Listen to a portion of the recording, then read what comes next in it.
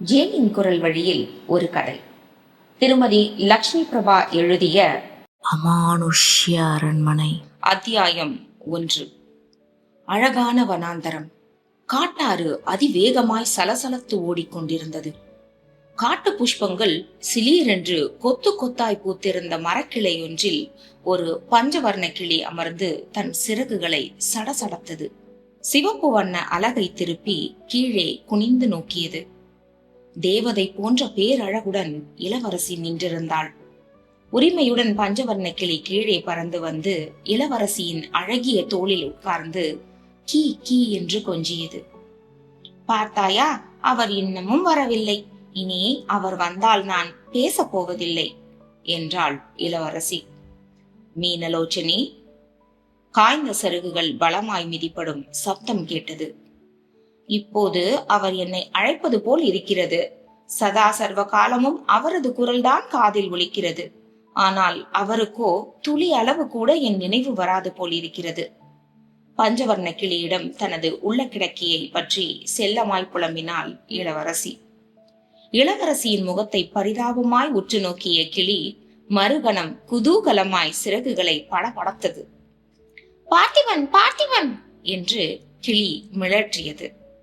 நீ அவரது பெயரை உச்சரிக்கும் போது எனது செவிகளில் தேன் வந்து பாய்கிறது. இளவரசி மேற்கொண்டு பேசி முடிப்பதற்குள் பஞ்சவர்ண கிளி சட்டென்று பறந்தது. நீயும் என்னை தனிமையில் தவிக்க விட்டு எங்கே செல்கிறாய்? நில்! கோபத்துடன் அண்ணாந்து பார்த்தாள். கீ கீ என்று உற்சாகமாய் வட்டமிட்டு பறந்துவிட்டு பின் சற்று தூரமாய் பறந்து போனது. என்ன இது?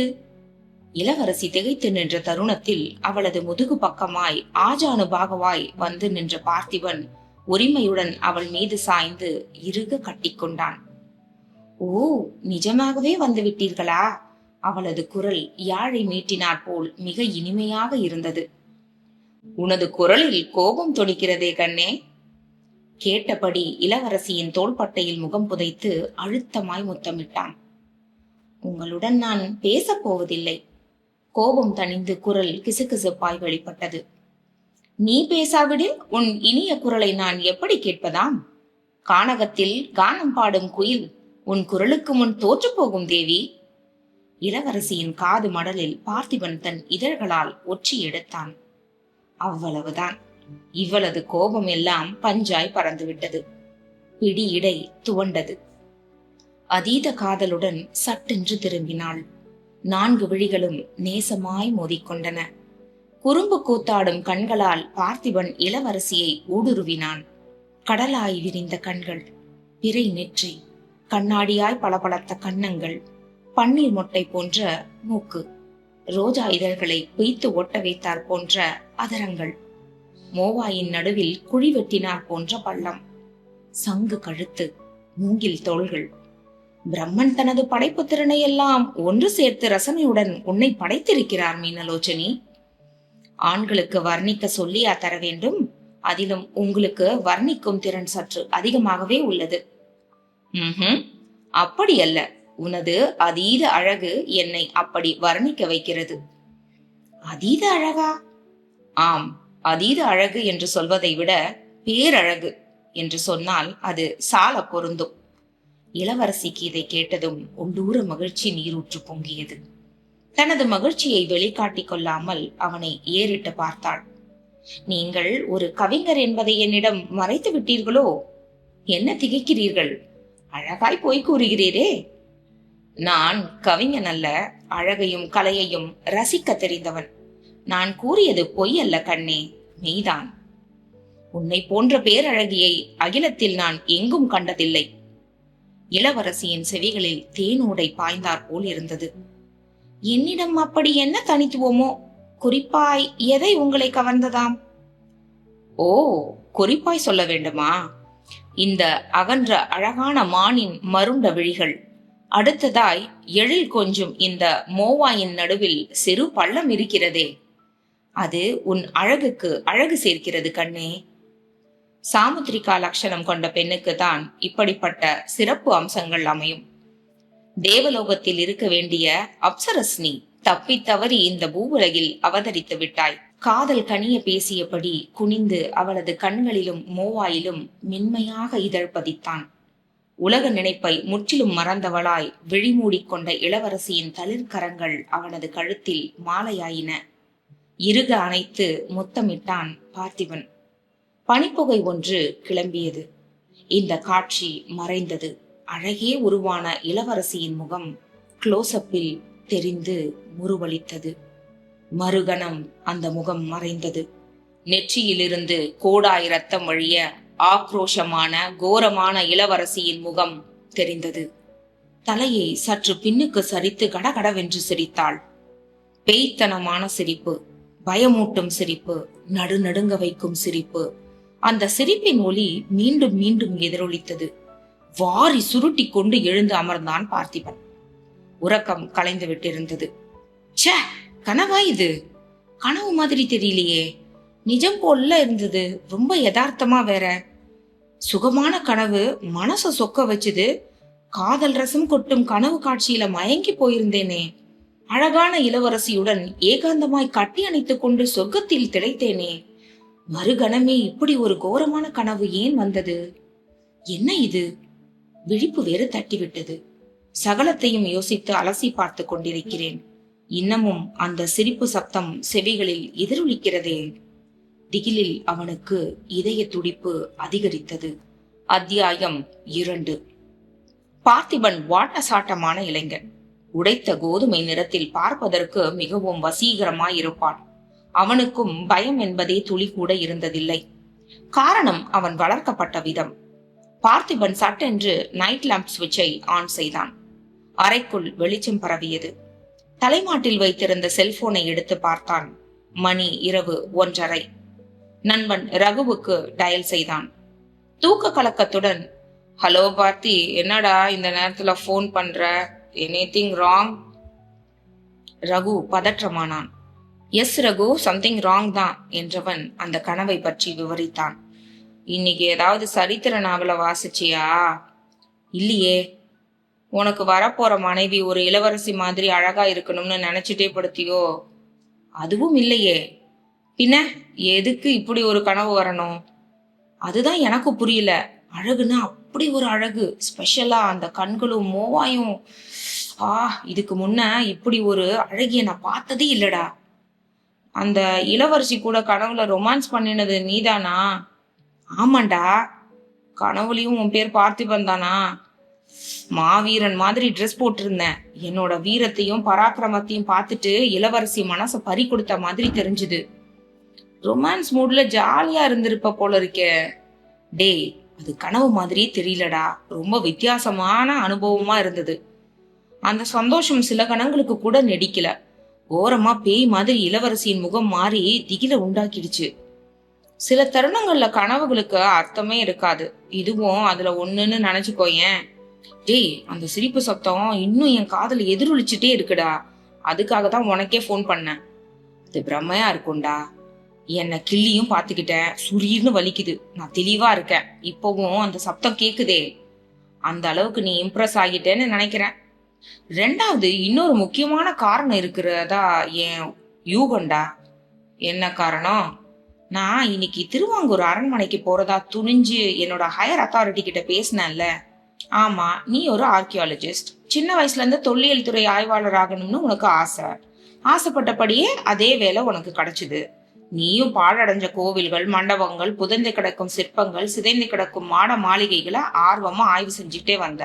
உன்னோட சீனியர்களை திருவிதாங்கூர் அரண்மனைக்கு ஆய்வு செய்ய தொல்லியல் துறை அனுப்பி வச்சுது.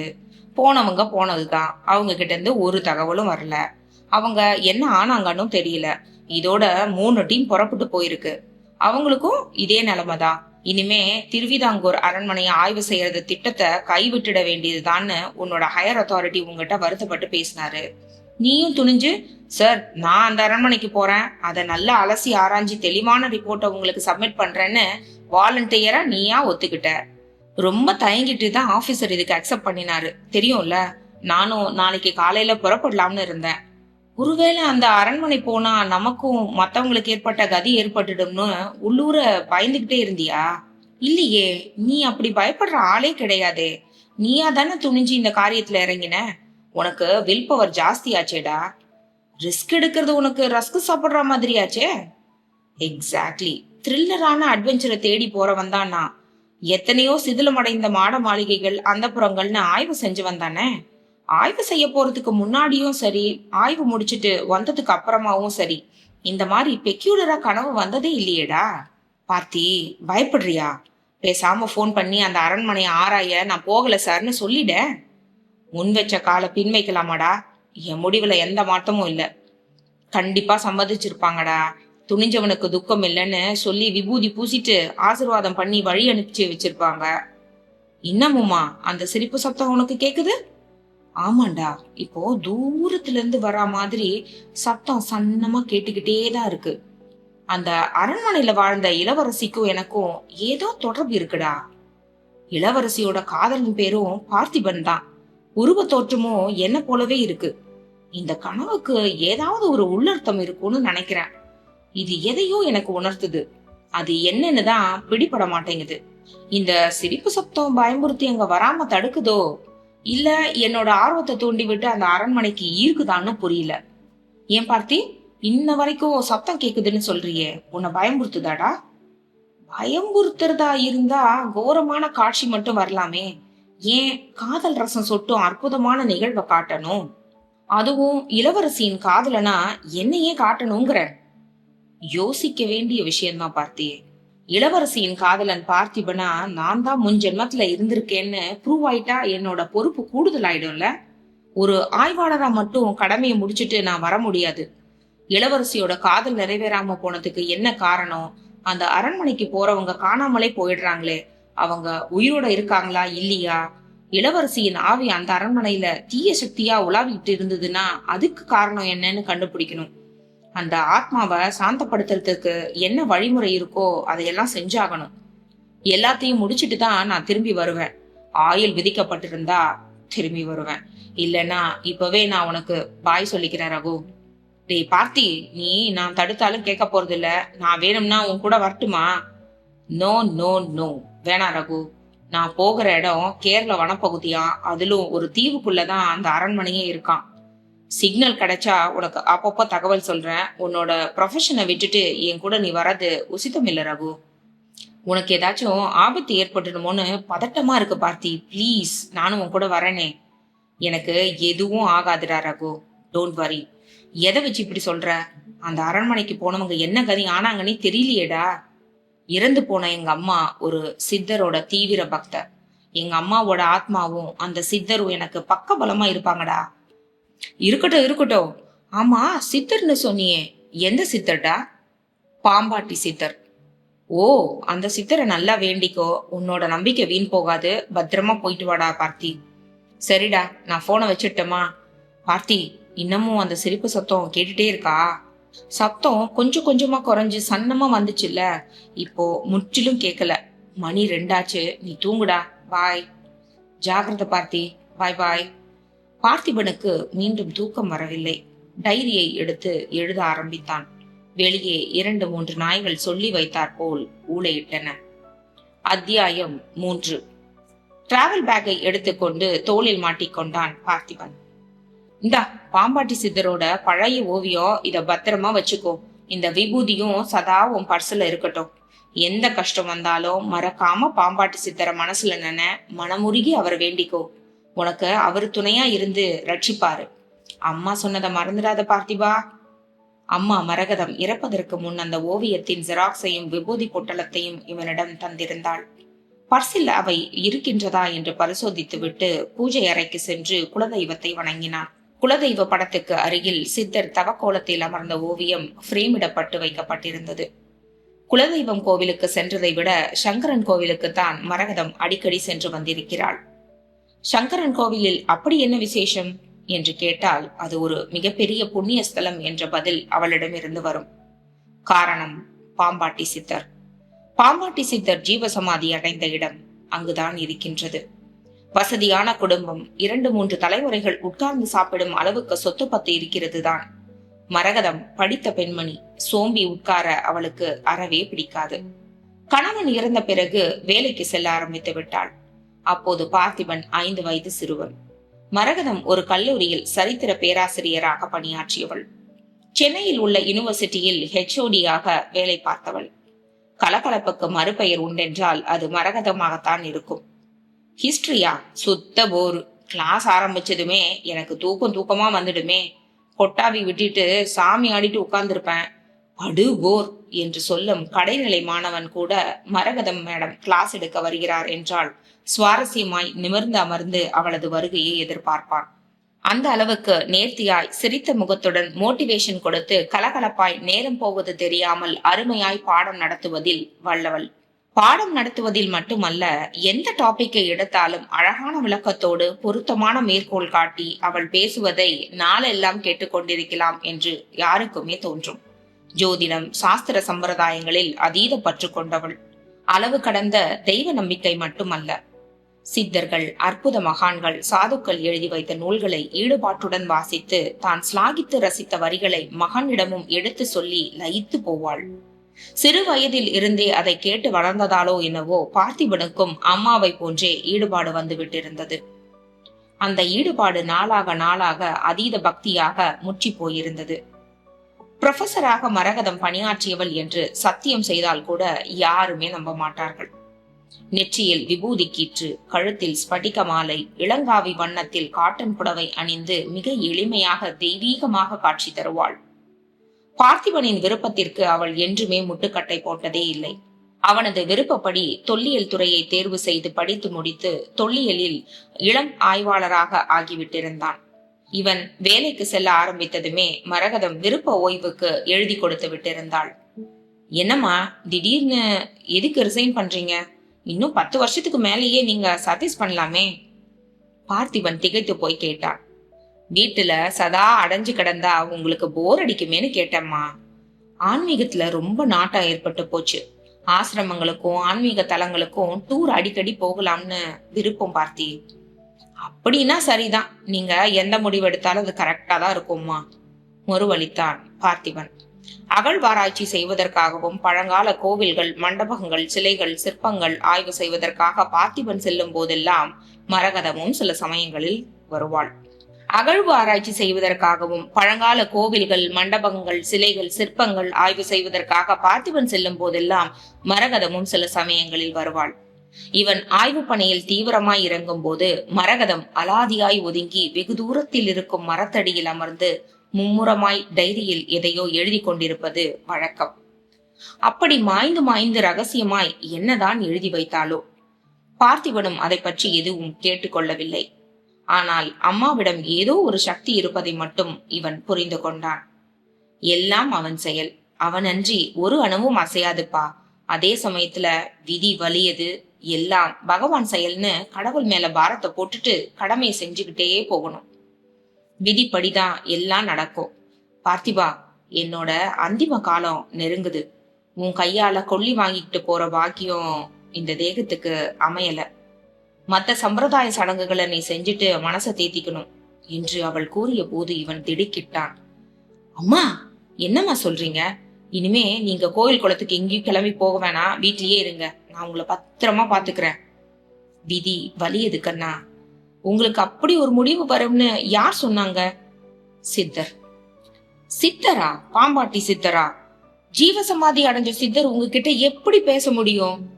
திகைத்து போய் அம்மாவை ஏற இறங்க பார்த்தான் பார்த்திபன். அம்மாவுக்கு புத்தி கித்தி பிசகி போச்சோன்னு பாக்குறியோ? நான் தெளிவாதான் இருக்கேன். ஜீவசமாதி அடைஞ்ச சித்தரால பல அற்புதங்கள் நிகழ்த்தி காட்ட முடியும்பா. இல்ல, இத என்னால ஏத்துக்க முடியாது. ஏதாவது பரிகாரம் இருந்தா அத செஞ்சு. அவன் பேசி முடிப்பதற்குள் குறுக்கிட்டாள் மரகதம். விதியை யாராலும் ஜெயிக்க முடியாது பார்த்திபா. உன்னை மாலையும் கழுத்துமா பார்க்கணும், பேர குழந்தைகளை என் மடியில போட்டு கொஞ்சணும்னு எனக்கு தீராத ஆசைதான். என்ன செய்ய? இத நான் ஏன் முன்கூட்டியே உனக்கு சொல்லி வச்சேன்னா நீ அப்படியே இடிஞ்சு போயிடக்கூடாது பாரு. அம்மாவோட பாடி கிடைக்கலையேன்னு தேடி அலைஞ்சு உன் நேரத்தை வீணடிக்க கூடாது. அதனாலதான் பட்ட வர்த்தனமா விஷயத்த போட்டு உடைச்சிட்ட. உனக்கு அழகான நல்ல மனைவி வாய்ப்பா. தாய்க்கு பின் தாரம்னு சொல்லுவாங்க. அவ உன் மேல உயிரா இருப்பா. உனக்காகவே உயிரை கொடுத்தவளா? சாரி, பூர்வ ஜென்மத்து பந்தம் அது.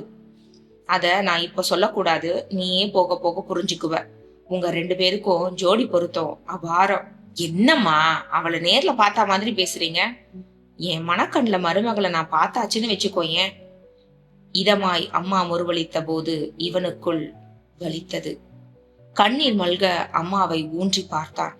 அவள் கூறியது 2 மாதங்களில் நடந்தேறிவிட்டது. கொல்லிமலை ஆசிரமத்திற்கு சென்ற மரகதம் திரும்பி வரவில்லை. ஆகாய கங்கை அருவியில் ஸ்நானம் செய்தவளை ஆற்று வெள்ளம் அடித்து கொண்டு போய்விட்டது என்ற தகவல் தான் வந்தது. அம்மாவின் மேல் அதீத பாசம் கொண்டவன் பார்த்திபன். ஆற்றாமை தாழாமல் மௌனமாய் கண்ணீர் உகுத்தான். மனம் கேளாமல் அவளது உடலை தேடி கண்டுபிடிப்பதற்கு ஆவன அனைத்தையும் செய்து விட்டான். விழலுக்கு இறைத்த நீராய் அவனது முயற்சிகள் பயனற்று போயின. பார்த்திபா, மனசை தேத்திக்கோப்பா. இனிமேலும் அம்மாவோட பாடி கிடைக்க போறதில்ல. இத அவங்களே சொல்லிட்டாங்கல்ல என்று ரகு ஆறுதலாய் சொன்னான். என்னோட மன திருப்திக்கு ஒரு மகனோட கடமையை செய்யணும்ல, செஞ்சுட்டேன். விதி வலியதுன்னு அம்மா சொன்னத ஒத்துக்கிறேன். ஒரு வழியாக மனதை தேற்றிக்கொண்டு வேலைக்கு செல்ல தொடங்கினான். அத்தியாயம் 4. இன்று அரண்மனையை ஆராய்வதற்கு கிளம்பும் போது பார்த்திபனுக்கு பழைய ஞாபகம் வந்தது. எனக்கு வரப்போகும் மனைவியை பற்றி அம்மா ஏதோ ஊடகமாக சொன்னாரே, டைரியில் மும்முரமாய் எதையோ எழுதி வைத்துக் கொண்டிருந்தாரே. அம்மாவின் டைரியை எடுத்து வாசித்தால் என்ன? அப்படி என்னதான் அதில் மாய்ந்து மாய்ந்து எழுதி வைத்தார் அம்மா? இது காலம் வரை அம்மா இறந்து 1 வருடத்திற்கு மேலாகியும் நான் அந்த டைரியை கண்டு கொள்ளாமல் இருந்து விட்டேனே. அடுத்தவர்களின் டைரியை வாசிப்பது தவறுதான். பெற்ற அம்மாவின் டைரியை நான் வாசிப்பதில் என்ன தவறு இருக்க முடியும்? அதையும் தவிர மனதில் இருக்கும் பல கேள்விகளுக்குரிய விடை அந்த டைரியில் கிடைக்கும் என்று என் உள்மனம் சொல்கிறதே. டைரியை என்னுடனே எடுத்து சென்று விட வேண்டியதுதான். நேரம் கிடைக்கும் போது எடுத்து வாசித்துக் கொள்ளலாம். மனதில் தீர்மானித்தவன் அம்மாவின் அறைக்குள் புகுந்தான். கட்டிலுக்கு அருகாமையில் டேபிள் போடப்பட்டிருந்தது. சித்தர் நூல்களை வாசித்துக் கொண்டோ அல்லது எதையாவது எழுதி கொண்டோ சதா மரகதம் டேபிள் முன்தான் அமர்ந்திருப்பாள். டேபிள் டிராயரில் வைக்கப்பட்டிருந்த டைரியை எடுத்துக் கொண்டான். எதிர்ச்சுவரில் அம்மாவின் புகைப்படம் மாட்டப்பட்டிருந்தது. அம்மா, எனக்கு சில விஷயங்கள் புதிராவே இருக்கு. அத நான் தெரிஞ்சுக்கணும். திருவிதாங்கூர் அரண்மனைக்கு போயிட்டு நான் திரும்பி வருவேனான்னு தெரியல. டைரியில நீங்க எழுதி வச்சதை வாசிக்க பிரியப்படுறேன். தப்புன்னா என்னை மன்னிச்சுக்கோங்க. டைரியை திறந்து முத்து முத்தான எழுத்துக்களை உற்று பார்த்து தடவியபடி தனக்குள் பேசிக்கொண்டான். அந்த தருணத்தில் அம்மாவின் புகைப்படம் இப்படியும் அப்படியுமாக ஆடியது. பயங்கர காற்றடித்ததால் நிலை கொள்ளாமல் ஆடுவதை போன்று வேகமாக ஆடியது. டைரியில் பார்வையை பதித்திருந்த பார்த்திபன் ஏதோ ஒரு அசைவு தெரிந்ததும் எதிர்ச்சுவரை ஏறிட்டான். அவன் ஏறிட்ட போது சட்டென்று புகைப்படம் அசையாமல் நின்று விட்டது. என்னது? போட்டோ ஆடியது போல் தென்பட்டதே. திகைத்து போய் பார்த்தால் ஆடாமல் இருக்கிறதே. இதற்கு என்ன அர்த்தம்? நான் அங்கே போக வேண்டாம் என்று அம்மா தடுக்கிறாரோ, அல்லது அங்கே சென்றால் ஆபத்து நேர்ந்துவிடும் என்று எச்சரிக்கிறாரோ? ஒருவேளை நான் செல்வதற்கு அனுமதி தந்து விட்டாரா? இதை எப்படி அர்த்தம் எடுத்துக் கொள்வது? எப்படி இருந்தாலும் சரிதான், அம்மா அரூபமான ரூபத்தில் இருக்கிறாள் என்பது மட்டும் புரிகிறது. இந்த ஆத்மாவின் ஆசி இருக்கும் போது எனக்கு என்ன தயக்கம்? டைரியை எடுத்து டிராவல் பேக்கில் திணித்து கொண்டான். பர்ஸை பேண்ட் பாக்கெட்டில் வைத்துக் கொண்டு வீட்டை பூட்டிக் கொண்டு கிளம்பினான். வாசலில் தொல்லியல் துறைக்கு சொந்தமான கார் காத்திருந்தது. இவன் காரில் ஏறும்போது சரியாக போன் செய்தான் ரகு. என்ன பார்த்தி, கிளம்பிட்டியா? ஆமாண்டா, கார்ல ஏறின. கரெக்டா நீ கூப்பிட்டுருக்க. உன் கார்லயா போற? இல்ல, டிபார்ட்மெண்ட் அனுப்பியிருக்கு. மதுரை வரைக்கும் இந்த கார் வந்து டிராப் பண்ணிடும். அதுக்கப்புறம் மதுரையில இருந்து வேற ஒரு ஜீப் அரேஞ்ச் பண்ணிருக்காங்க. நேரா கேரளா வனப்பகுதிக்கு போயிட்டு அங்கிருந்து போட்ல திருவிதாங்கூருக்கு போகணும். டேய், ஜாக்கிரதையா கவனமா இருடா. திரும்ப அந்த சப்தம் கேக்குதா? இல்லடா, நீ ஒரி பண்ணிக்காத. நான் அங்க போனதும் பேசுறேன், ஓகே? இருட்டு இன்னமும் விலகவில்லை. கார் விரைய ஆரம்பித்தது. எதேச்சையாக காரில் எதிரே இருந்த ரியர் வியூ மிரரை நோட்டமிட்டான். 2 பெரிய விழிகள் பேய்த்தனமாக கொலை வெறியுடன் இவனை உற்று நோக்கி கொண்டிருந்தன. மறுகணமே அந்த விழிகளில் ரத்தம் பாய்ந்தாற் போல இரத்த சிவப்பாய் மாறின.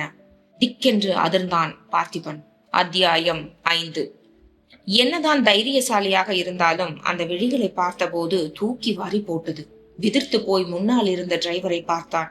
அவனுக்கு அந்த காட்சி தென்பட்டதாகவே தெரியவில்லை. அவன் பாட்டுக்கு காரை ஓட்டுவதிலேயே குறியாயிருந்தான். பார்த்திபன் மீண்டும் ரியர்வியூ மிரரை ஏறிட்ட போது அதில் ஒன்றுமே தென்படவில்லை. நிஜமாகவே பேய்கண்கள் தெரிந்ததா இல்லை என் பிரம்மையா என்று தெரியவில்லையே. அரண்டவன் கண்ணுக்கு இருண்டதெல்லாம் பேய் என்று சொல்வார்களே, அரண்டு போய் காரில் ஏறியதும் இந்த பிரமை தோன்றி இருக்குமோ? நான் அரண்டு போகவில்லையே, துணித்துதானே காரில் புறப்பட்டேன். பின் எப்படி பிரமை ஏற்படும்? அதுதானே, அது பிரமை இல்லையே, நிஜம்தான். நிஜமாகவே ஒரு துர்சக்தி என்னை மிரட்டி இருக்கிறது. பயத்தை உண்டாக்கி என்னை நடுங்க வைக்க பார்க்கிறது. அதுதான் உண்மை. அதிலும் என்னை மட்டும் பயமுறுத்துகிறது. டிரைவருக்கு அந்த விழிகள் புலப்படவில்லையே. இதிலிருந்து என்ன தெரிகிறது? இந்த பார்த்திபனை மிரளச் செய்து பின்வாங்கி ஓட வைப்பதுதான் அதன் நோக்கமாயிருக்கும். அதற்கு நான் இடம் கொடுத்து விடக்கூடாது. இன்னமும் சென்னையின் எல்லையை கூட நான் கடக்கவில்லையே. அதற்குள்ளேயே இத்தனை ஆட்டம் போடுகிறதே. தீவுக்கு சென்று விட்டால் என்னென்ன நடக்கப் போகிறதோ தெரியவில்லை.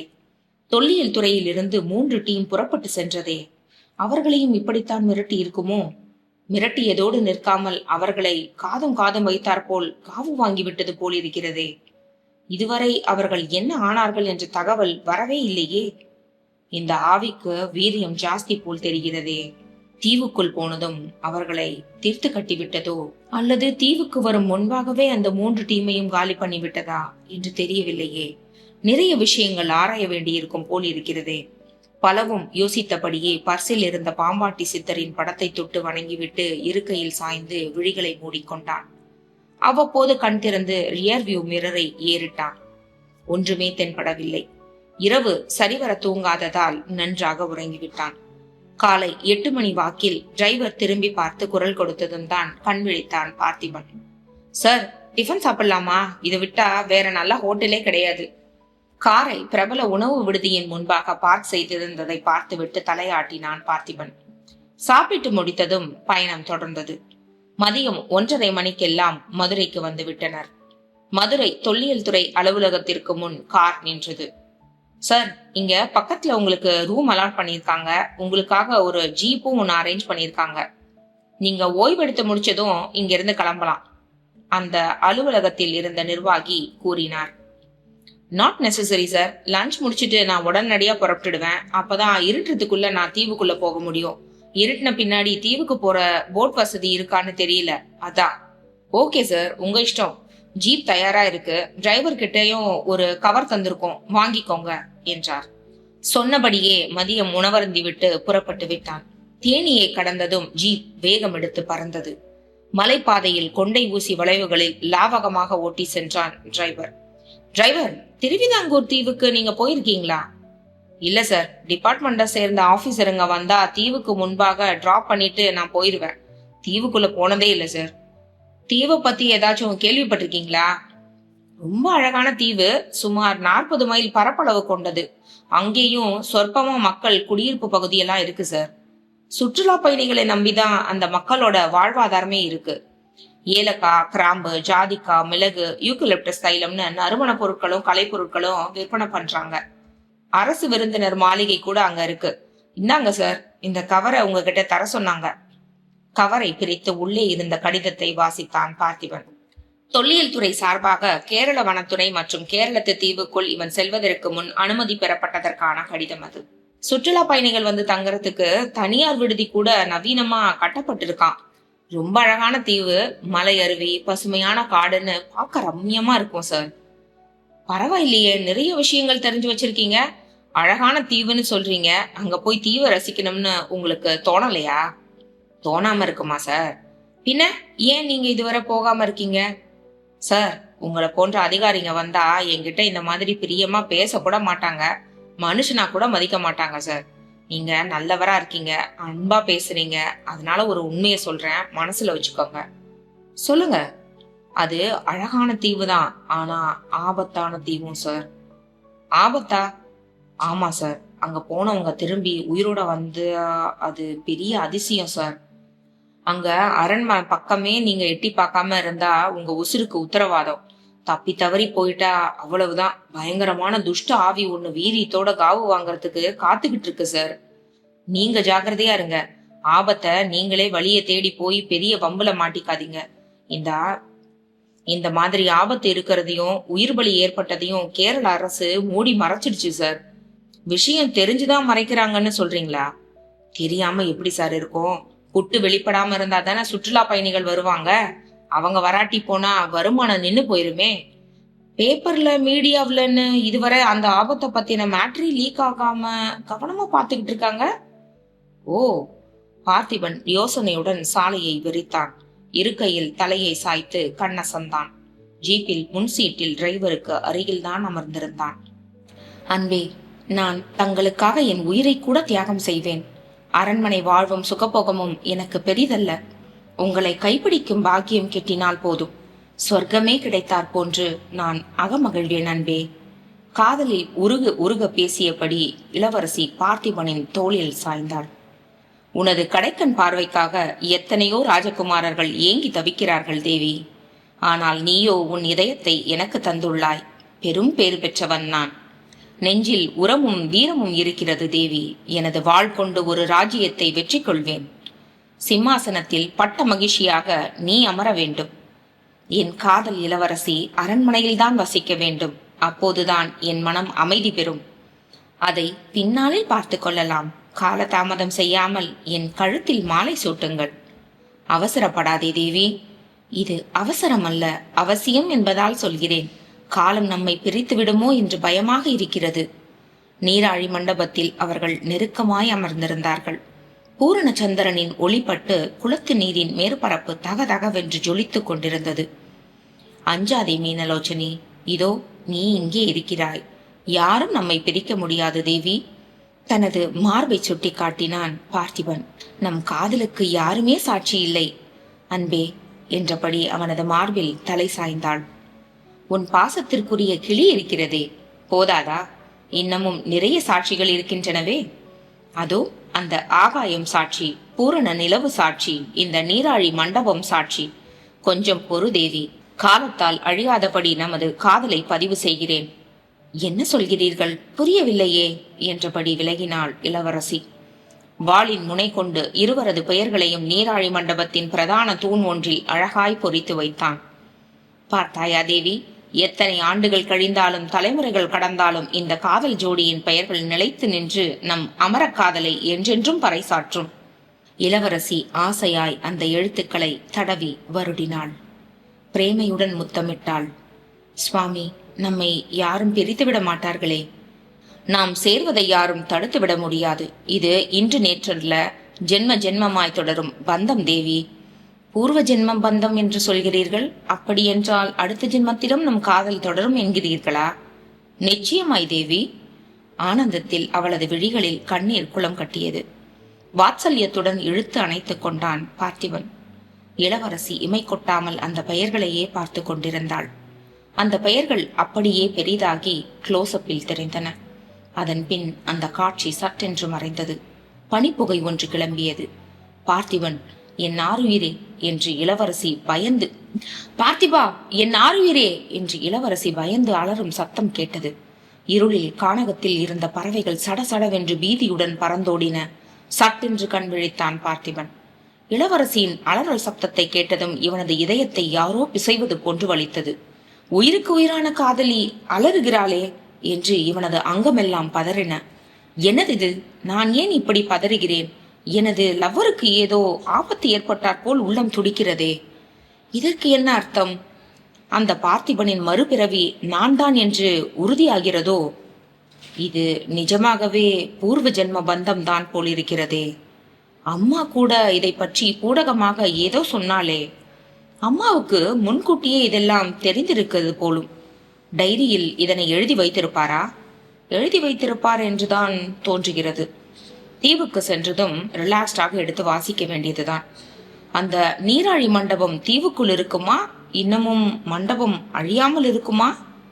இருந்தால் அதை அவசியம் பார்த்தாக வேண்டும்.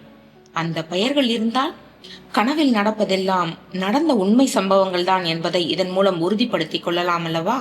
முதலில் உறுதிப்படுத்திக் கொண்டு அதன் பின் காரியத்தில் இறங்க வேண்டும். அதெப்படி? முன் ஜென்மத்திலும் என் பெயர் பார்த்திபன் தான், இந்த ஜென்மத்திலும் அதே பெயர்தான். What a coincident! உள்ளுக்குள் ஆச்சரியம் கிளைவிட்டு படர்ந்தது. இதை பற்றி முன்பு அம்மாவிடமே இவன் கேட்டிருக்கிறான். ஏம்மா, உங்களுக்கு கல்கியோட ஹிஸ்டாரிக்கல் நாவல்ஸ்னா ரொம்ப பிடிக்கும் இல்லையா? பிடிக்கும்னு சொல்றது சாதாரண வார்த்தைப்பா, உசுருன்னு சொல்லு. பொன்னியின் செல்வனை 100 வாட்டி வாசிச்சிருப்பேன். பார்த்திபன் கனவையும் நிறைய தடவை படிச்சிருக்கேன். மரகதம் முறுவலித்தபடி இவனை ஏறிட்டாள். அப்போ பார்த்திபன் கனவுல இம்ப்ரெஸ் ஆகிதான் எனக்கு பார்த்திபன் பேர் வச்சிங்களாமா? இல்ல, உனக்கு பேர் வைக்கிறதுக்கு அது காரணம் இல்ல. இதுக்கு வேற ஒரு காரணம் இருக்கு. என்ன காரணம்னு சொல்லுங்களேன். நீ பிறந்த நேரம் உன் லக்னத்துக்கு இந்த பேர் தான் வைக்கணும்னு ஜோசியர் சொல்லிட்டாரா? இல்ல, ஜோசியர் சொல்லல, எனக்கு உத்தரவு வந்தது. உத்தரவு வந்ததா? யார்கிட்ட இருந்து உங்களுக்கு உத்தரவு வந்தது? அது ஒரு மகான் திடீர்னு வீடேறி வந்தாரு. பிறந்த குழந்தைக்கு பார்த்திபன்னு பேர் வைன்னு சொன்னாரு. பார்த்தா தெய்வாம்சம் பொருந்தினவரா தெரிஞ்சாரு. விபூதிய என் கையில கொடுத்துட்டு போயிட்டாரு. அந்த மகான் இட்ட உத்தரவுப்படிதான் உனக்கு இந்த பேரை வச்சேன். அவரு இப்படி சொன்னதுக்கு ஏதோ ஒரு காரணம் இருக்குன்னு நான் உறுதியா நம்பினேன். ஓ, அந்த காரணம் என்னன்னு உங்களுக்கு விளங்கிடுச்சாமா? ஏன் இன்னைக்கு இத்தனை குறுக்கு கேள்விகள் கேட்குற? பேச்ச மாத்தாம பதில் சொல்லுங்கம்மா ப்ளீஸ். தெளிவா விளங்கிடுச்சு, போதுமா? அது என்னன்னு என்கிட்ட சொல்லக்கூடாதாம்மா? எனக்கு புரியறதுக்கு பல காலம் ஆச்சுடா. காலம் வரும்போது அது உனக்கும் தன்னால தெரிய வரும். நீங்க சொன்னா என்னவா? அத சொல்றதுக்கு எனக்கு ரைட்ஸ் இல்லப்பா. நான் சொல்லவும் கூடாது. கண்டிப்பா தக்க தருணத்துல உனக்கு சகலமும் வெட்ட வெளிச்சமாகும். அது வரைக்கும் நீ வெயிட் பண்ணித்தான் ஆகணும். பொறுமையா இரு பார்த்திபா. பொறுத்தார் பூமி ஆழ்வார்னு பழமொழியே இருக்கு, புரியுதா? மரகதத்தின் குரலில் கண்டிப்பு துணித்தது. அத்துடன் அந்த பேச்சுக்கு அவன் முற்றுப்புள்ளி வைத்துவிட்டு அமைதியாய் தன் அறைக்குள் சென்று விட்டிருந்தான். திருவிதாங்கூர் தீவு உங்களை வரவேற்கிறது என்ற போர்டு சற்று தூரத்தில் தெரிந்தது. அந்த போர்டின் அருகே ஜீப் வந்தபோது காட்டு பூனை வேகமாய் குறுக்கே பாய்ந்து ஓடியது. அத்தியாயம் 7. பூனை குறுக்கே செல்வது அவசகுணமாயிற்றே, திகைத்தான் பார்த்திபன். சட்டென்று ஜீப்பை நிறுத்தினான் டிரைவர். இருட்டிற்கு பிறகு போட் வசதி கிடையாது சார். நல்ல காலமா இருட்டு முன்பே வந்துட்டோம். இந்த போர்டை நெருங்கிறதுக்கு முன்னாடியே பூனை குறுக்கே பாஞ்சிடுச்சே சார். மேற்கொண்டு நீங்க பயணத்தை தொடர போடுறீங்களா இல்ல இது சகுன தடையா இருக்கே சார்? கவலையுடன் பேசிய டிரைவரை பார்த்து முறுவலித்தான் பார்த்திபன். 1000 தடைகள் வந்தாலும் தகர்த்தெறிஞ்சிட்டு போயிட்டே இருக்கணும். இத பத்தி நீங்க கவலைப்படாதீங்க. Excellent driving, keep it up. இந்தாங்க, இதை வாங்கிக்கோங்க. 500 ரூபாய் தாளை எடுத்து நீட்டினான். நன்றி சார். நல்ல மனுஷன் நீ. வீணா ஆபத்துல போய் மாட்டிக்காதீங்க சார். சரி, நான் பாத்துக்கிறேன், நீங்க கிளம்புங்க. டிரைவரின் தோளை தட்டி கொடுத்தான். பார்த்து ஜாக்கிரதை சார் என்றபடி டிரைவர் ஜீப்பில் ஏறினான். ஜீப்பை ரிவர்ஸில் எடுத்து திருப்பிக் கொண்டு அரை மனதாய் இவனை எட்டி பார்த்து விட்டு சென்றான். டிராவல் பேக்கை தோளில் மாட்டிக்கொண்டு போட் ஹவுஸில் டிக்கெட்டை பெற்று கீழே இறங்கி சென்று படிக்கட்டுகளை கடந்தான். போட் ஒன்று கிளம்பும் தருவாயில் இருந்தது. அது கிளம்பி சென்று விடும் முன்பு அதை பிடித்து விட வேண்டுமே என்ற அவசரத்துடன் படிகளை தாவி இறங்கினான். இனம் புரியாத பதற்றமா கவனக்குறைவா என்று தெரியவில்லை. கால் இடறி தண்ணீருக்குள் விழப்போனான். போட்டில் ஏறுவதற்காக இவனது பின்னாலேயே ஒரு பெரியவர் வந்தார் போலும். சட்டென்று இவனது புஜத்தை பற்றி தடுத்தார். பாத்துப்பா, இங்க ஆழம் அதிகம், ஆபத்தும் அதிகம் என்றார். நன்றி ஐயா. அவரை பார்த்ததும் நல்ல அபிப்பிராயம் ஏற்பட்டது. நெற்றியில் பட்டையாய் விபூதி, காவி உடை உடுத்தி சிவப்பழமாய் காட்சியளித்தார். ஓங்கி ஒடிசலாக காணப்பட்டார். கண்களில் ஒரு தீக்ஷண்யம். கருமணிகள் நீல நிறத்தில் இருந்தன. ஒடிசலான தேகமாய் தெரிந்தாலும் அவரது கையில்தான் எத்தனை பலம்! தனக்குள் ஆச்சரியப்பட்டான் பார்த்திபன். ஒரு கையால் அழுத்தமாய் இவனை பிடித்து விழாமல் காப்பாற்றி விட்டார் அல்லவா? அதுவும் இவன் ஆஜானுபாகுவான இளைஞனாயிற்றே. ஐயா, ஆபத்துன்னு சொன்னீங்க, என்ன ஆபத்துன்னு தெளிவா சொல்ல முடியுமா? பணிவுடன் கேட்டான். பயங்கர ஆழம், அதோட நிறைய முதலைகள் நடமாட்டமும் இருக்கு. வலது தோளில் பருத்தியாலான தோல்பை ஒன்று தொங்கிக் கொண்டிருந்தது. அந்த பதில் இவனுக்கு திருப்தியாய்ப்படவில்லை. இவன் போட்டில் ஏறினான். அவரும் பின்னாலேயே ஏறினார். இவனுக்கு எதிர் இருக்கையில் வந்து அமர்ந்து கொண்டார். மாலை பொழுது மங்கிக் கொண்டிருந்தது. சற்று தூரத்தில் தெரிந்த தீவு பச்சை பசேல் என்று விழிகளை கட்டி போட்டது. அந்த பெரியவர் விழிகளை மூடியபடி அமர்ந்திருந்தார். நீங்க அந்த தீவை சேர்ந்தவரா ஐயா? இவனை ஏறிட்டு பார்த்துவிட்டு இல்லை என்பது போல் தலையை அசைத்தார். இந்த தீவுக்குள்ள போன என் தங்க மகன் திரும்பி வரவே இல்லை. அவன் என்ன ஆனான்னு தெரியாம என்னோட தங்க கதறிட்டு இருக்கா. அதான் அவனை தேடிட்டு நான் போறேன். ஓ, வயசான காலத்துல தனியா புறப்பட்டு வந்திருக்கீங்களே. ஆச்சரியமாய் அவன் ஏறிட்டான். என்னோட தங்கைக்கு என்னை விட்டா வேற யாரும் இல்லை. அவனோட பிள்ளைய பத்திரமா மீட்டு தர வேண்டியது என்னோட கடமையாச்சே. வயசானாலும் ஆகாட்டியும் மனுஷனா பிறந்துட்டா தனிமை தானே சாஸ்வதம். தனியா வந்தோம், போகும்போதும் தனியா தானே போகணும். அவரது பேச்சு அவனுக்கு பிடித்திருந்தது. கண்டிப்பா நீங்க சொல்றது வாஸ்தவம் தான் ஐயா. உங்க தங்க மகனை மீட்டிட முடியும்னு நீங்க நம்புறீங்களா ஐயா? நம்பித்தானே ஆகணும் தம்பி, நம்பிக்கை தானே வாழ்க்கை. ஆமா ஆமா, நம்பிக்கை அவசியம் இருக்கணும் தான். ஏன் இப்படி ஒரு கேள்வியை கேட்டீங்க தம்பி? அது ஏன் தயங்குறீங்க? கேட்க நினைச்சதை கேட்டு முடிங்க. அந்த தீவுக்கு போனவங்க நிறைய பேர் திரும்பி வந்ததே இல்லைன்னு பேசிக்கிறாங்களே, அத பத்தி நீங்க எதுவும் கேள்விப்பட்டதே இல்லையா ஐயா? கேள்விப்படாம இருக்க முடியுமா? ஓ, தெரிஞ்சுமா துணிஞ்சு புறப்பட்டுட்டீங்க? தங்க மகனை மீட்டுடலாம்னு எப்படி நம்புறீங்க? மத்தவங்களுக்கு ஏற்பட்ட கதி என்னோட தங்க மகனுக்கும் ஏற்பட்டிருக்கும்னு நினைச்சுதானே இப்படி கேக்குறீங்க? தயக்கமாய் பார்த்திபன் ஆமாங்க ஐயா என்றான். அவன் 80 வயசு வரைக்கும் வாழணுங்கிறது விதி. அப்படி இருக்கிறப்போ அவன் எப்படி செத்திருக்க முடியும் சொல்லுங்க? அவனுக்கு ஆயுட்காரகன் சனி 8ஆம் இடத்துல ஸ்ட்ராங்கா உட்கார்ந்துருக்காரு. நீண்ட ஆயுளோட வாழ்ந்தே ஆகணும்னு அவனோட லக்னம் சொல்லுது. அப்போ அவன் உயிரோட இருந்துதானே ஆகணும். நான் சொல்றது சரிதானே தம்பி? சரிதான் ஐயா, ஆச்சரியத்துடன் ஆமோதித்தான் பார்த்திபன். விதி வலியது தம்பி, அத யாராலும் மாத்தவே முடியாது. இவனுக்கு சுரீர் என்று அம்மாவின் ஞாபகம் தான் வந்தது. விதி வலியது என்று அம்மா இவனிடம் கூறியிருந்தாள் அல்லவா?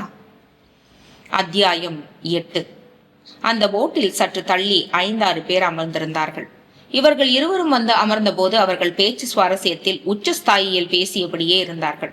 பேச்சு ஒரு கட்டத்தில் டக் என்று நின்று விட்டது. அதில் ஒருவன் பார்த்திபனை பார்த்துவிட்டு அருகில் இருந்தவனின் கையை காட்டி இவனை சுட்டி காட்டினார்.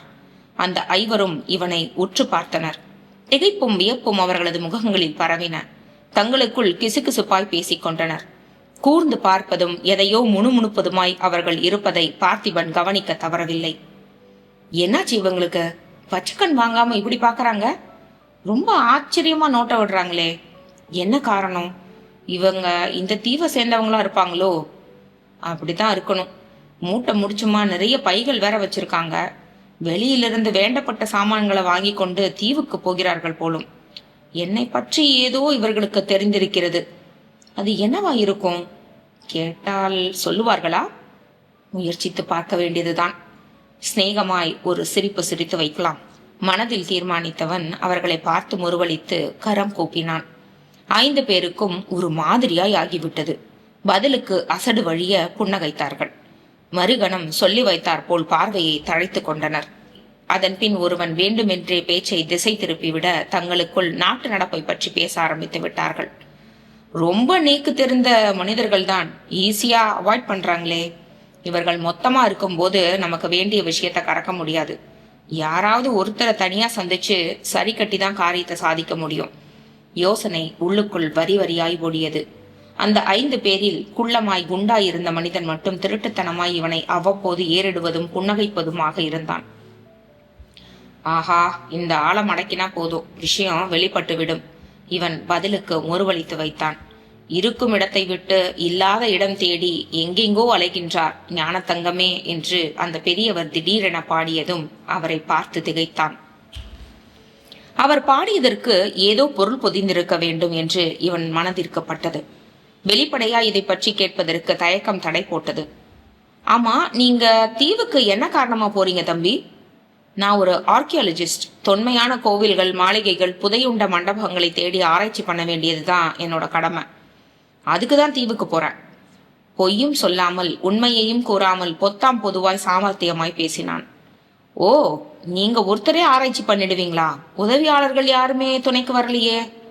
முதல்ல நான் ஸ்டடி பண்ணி ஃபைல் ரெடி செஞ்சுட்டு தேவைப்பட்ட ஆட்களை வரவழைச்சுப்பேன். தயக்கமாய் பதிலளித்தான். ஓ, இந்த மாதிரி வேலைக்கு ஒரு குழுவா புறப்பட்டது இல்லையாக்கோ? குழுவா புறப்பட்டு வந்தாங்க தான், அதுவும் 3 குழுவா வந்தாங்க.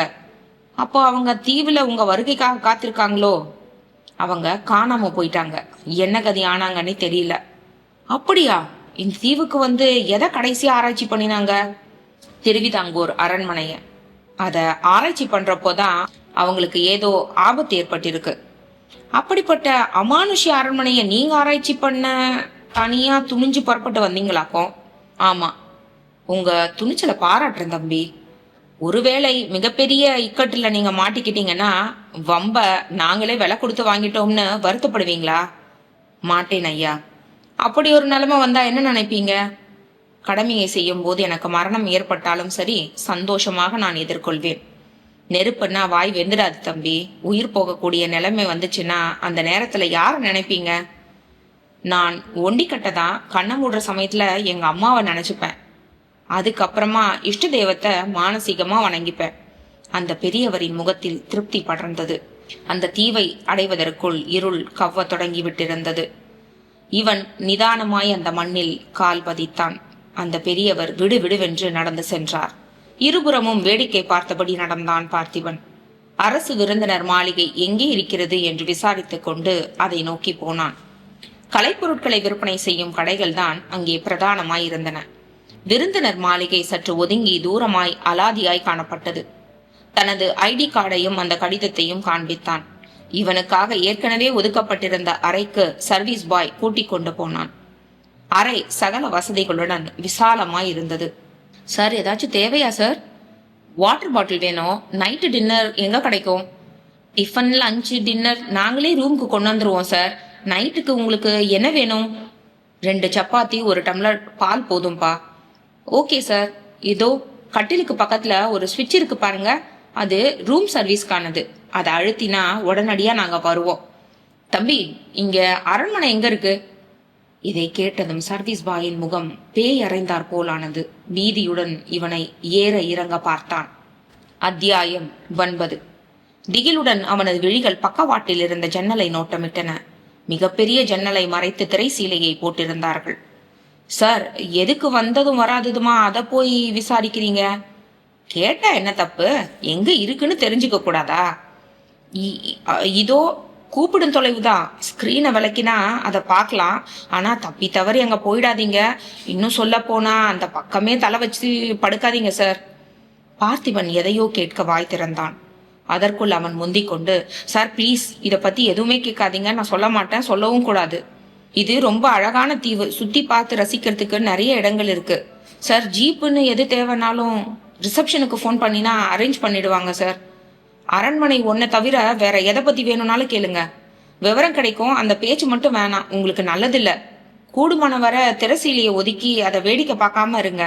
நைட்ல எந்த சப்தம் கேட்டாலும் கண்டுக்காதீங்க. அதோ அந்த மோடாவில் பஞ்சு இருக்கு, காதுல நல்லா திணிச்சுக்கிட்டு இழுத்து பொத்திக்கிட்டு படுத்துக்கோங்க.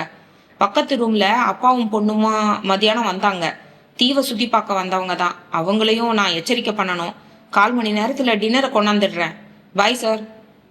சர்வீஸ் பாய் கதவை சாட்சி கொண்டு போய்விட்டான். டிராவல் பேக்கை திறந்து டவலை எடுத்தான் பார்த்திபன். குளித்துவிட்டு புத்துணர்வோடு வெளிப்பட்டான். இரவு உடையை அணிந்து கொண்டு அந்த ஜன்னலை நோக்கினான். அதன் அருகே சென்றான். திரைசீலையை ஒதுக்கி விட்டான். கண்ணாடி ஜன்னலை சாட்சி வைத்திருந்தார்கள். ஜன்னல் வழியாக எதையும் பார்க்க முடியவில்லை. கருப்பு கண்ணாடியை ஃபிட் செய்து யாரும் பார்த்துவிட முடியாதபடி செய்திருந்தார்கள். இவன் மெனக்கட்டு ஜன்னல் கதவின் தாழ்பாலை திறந்தான். வெகு காலம் திறக்கப்படாமல் அது இறுகி போய் கிடந்தது.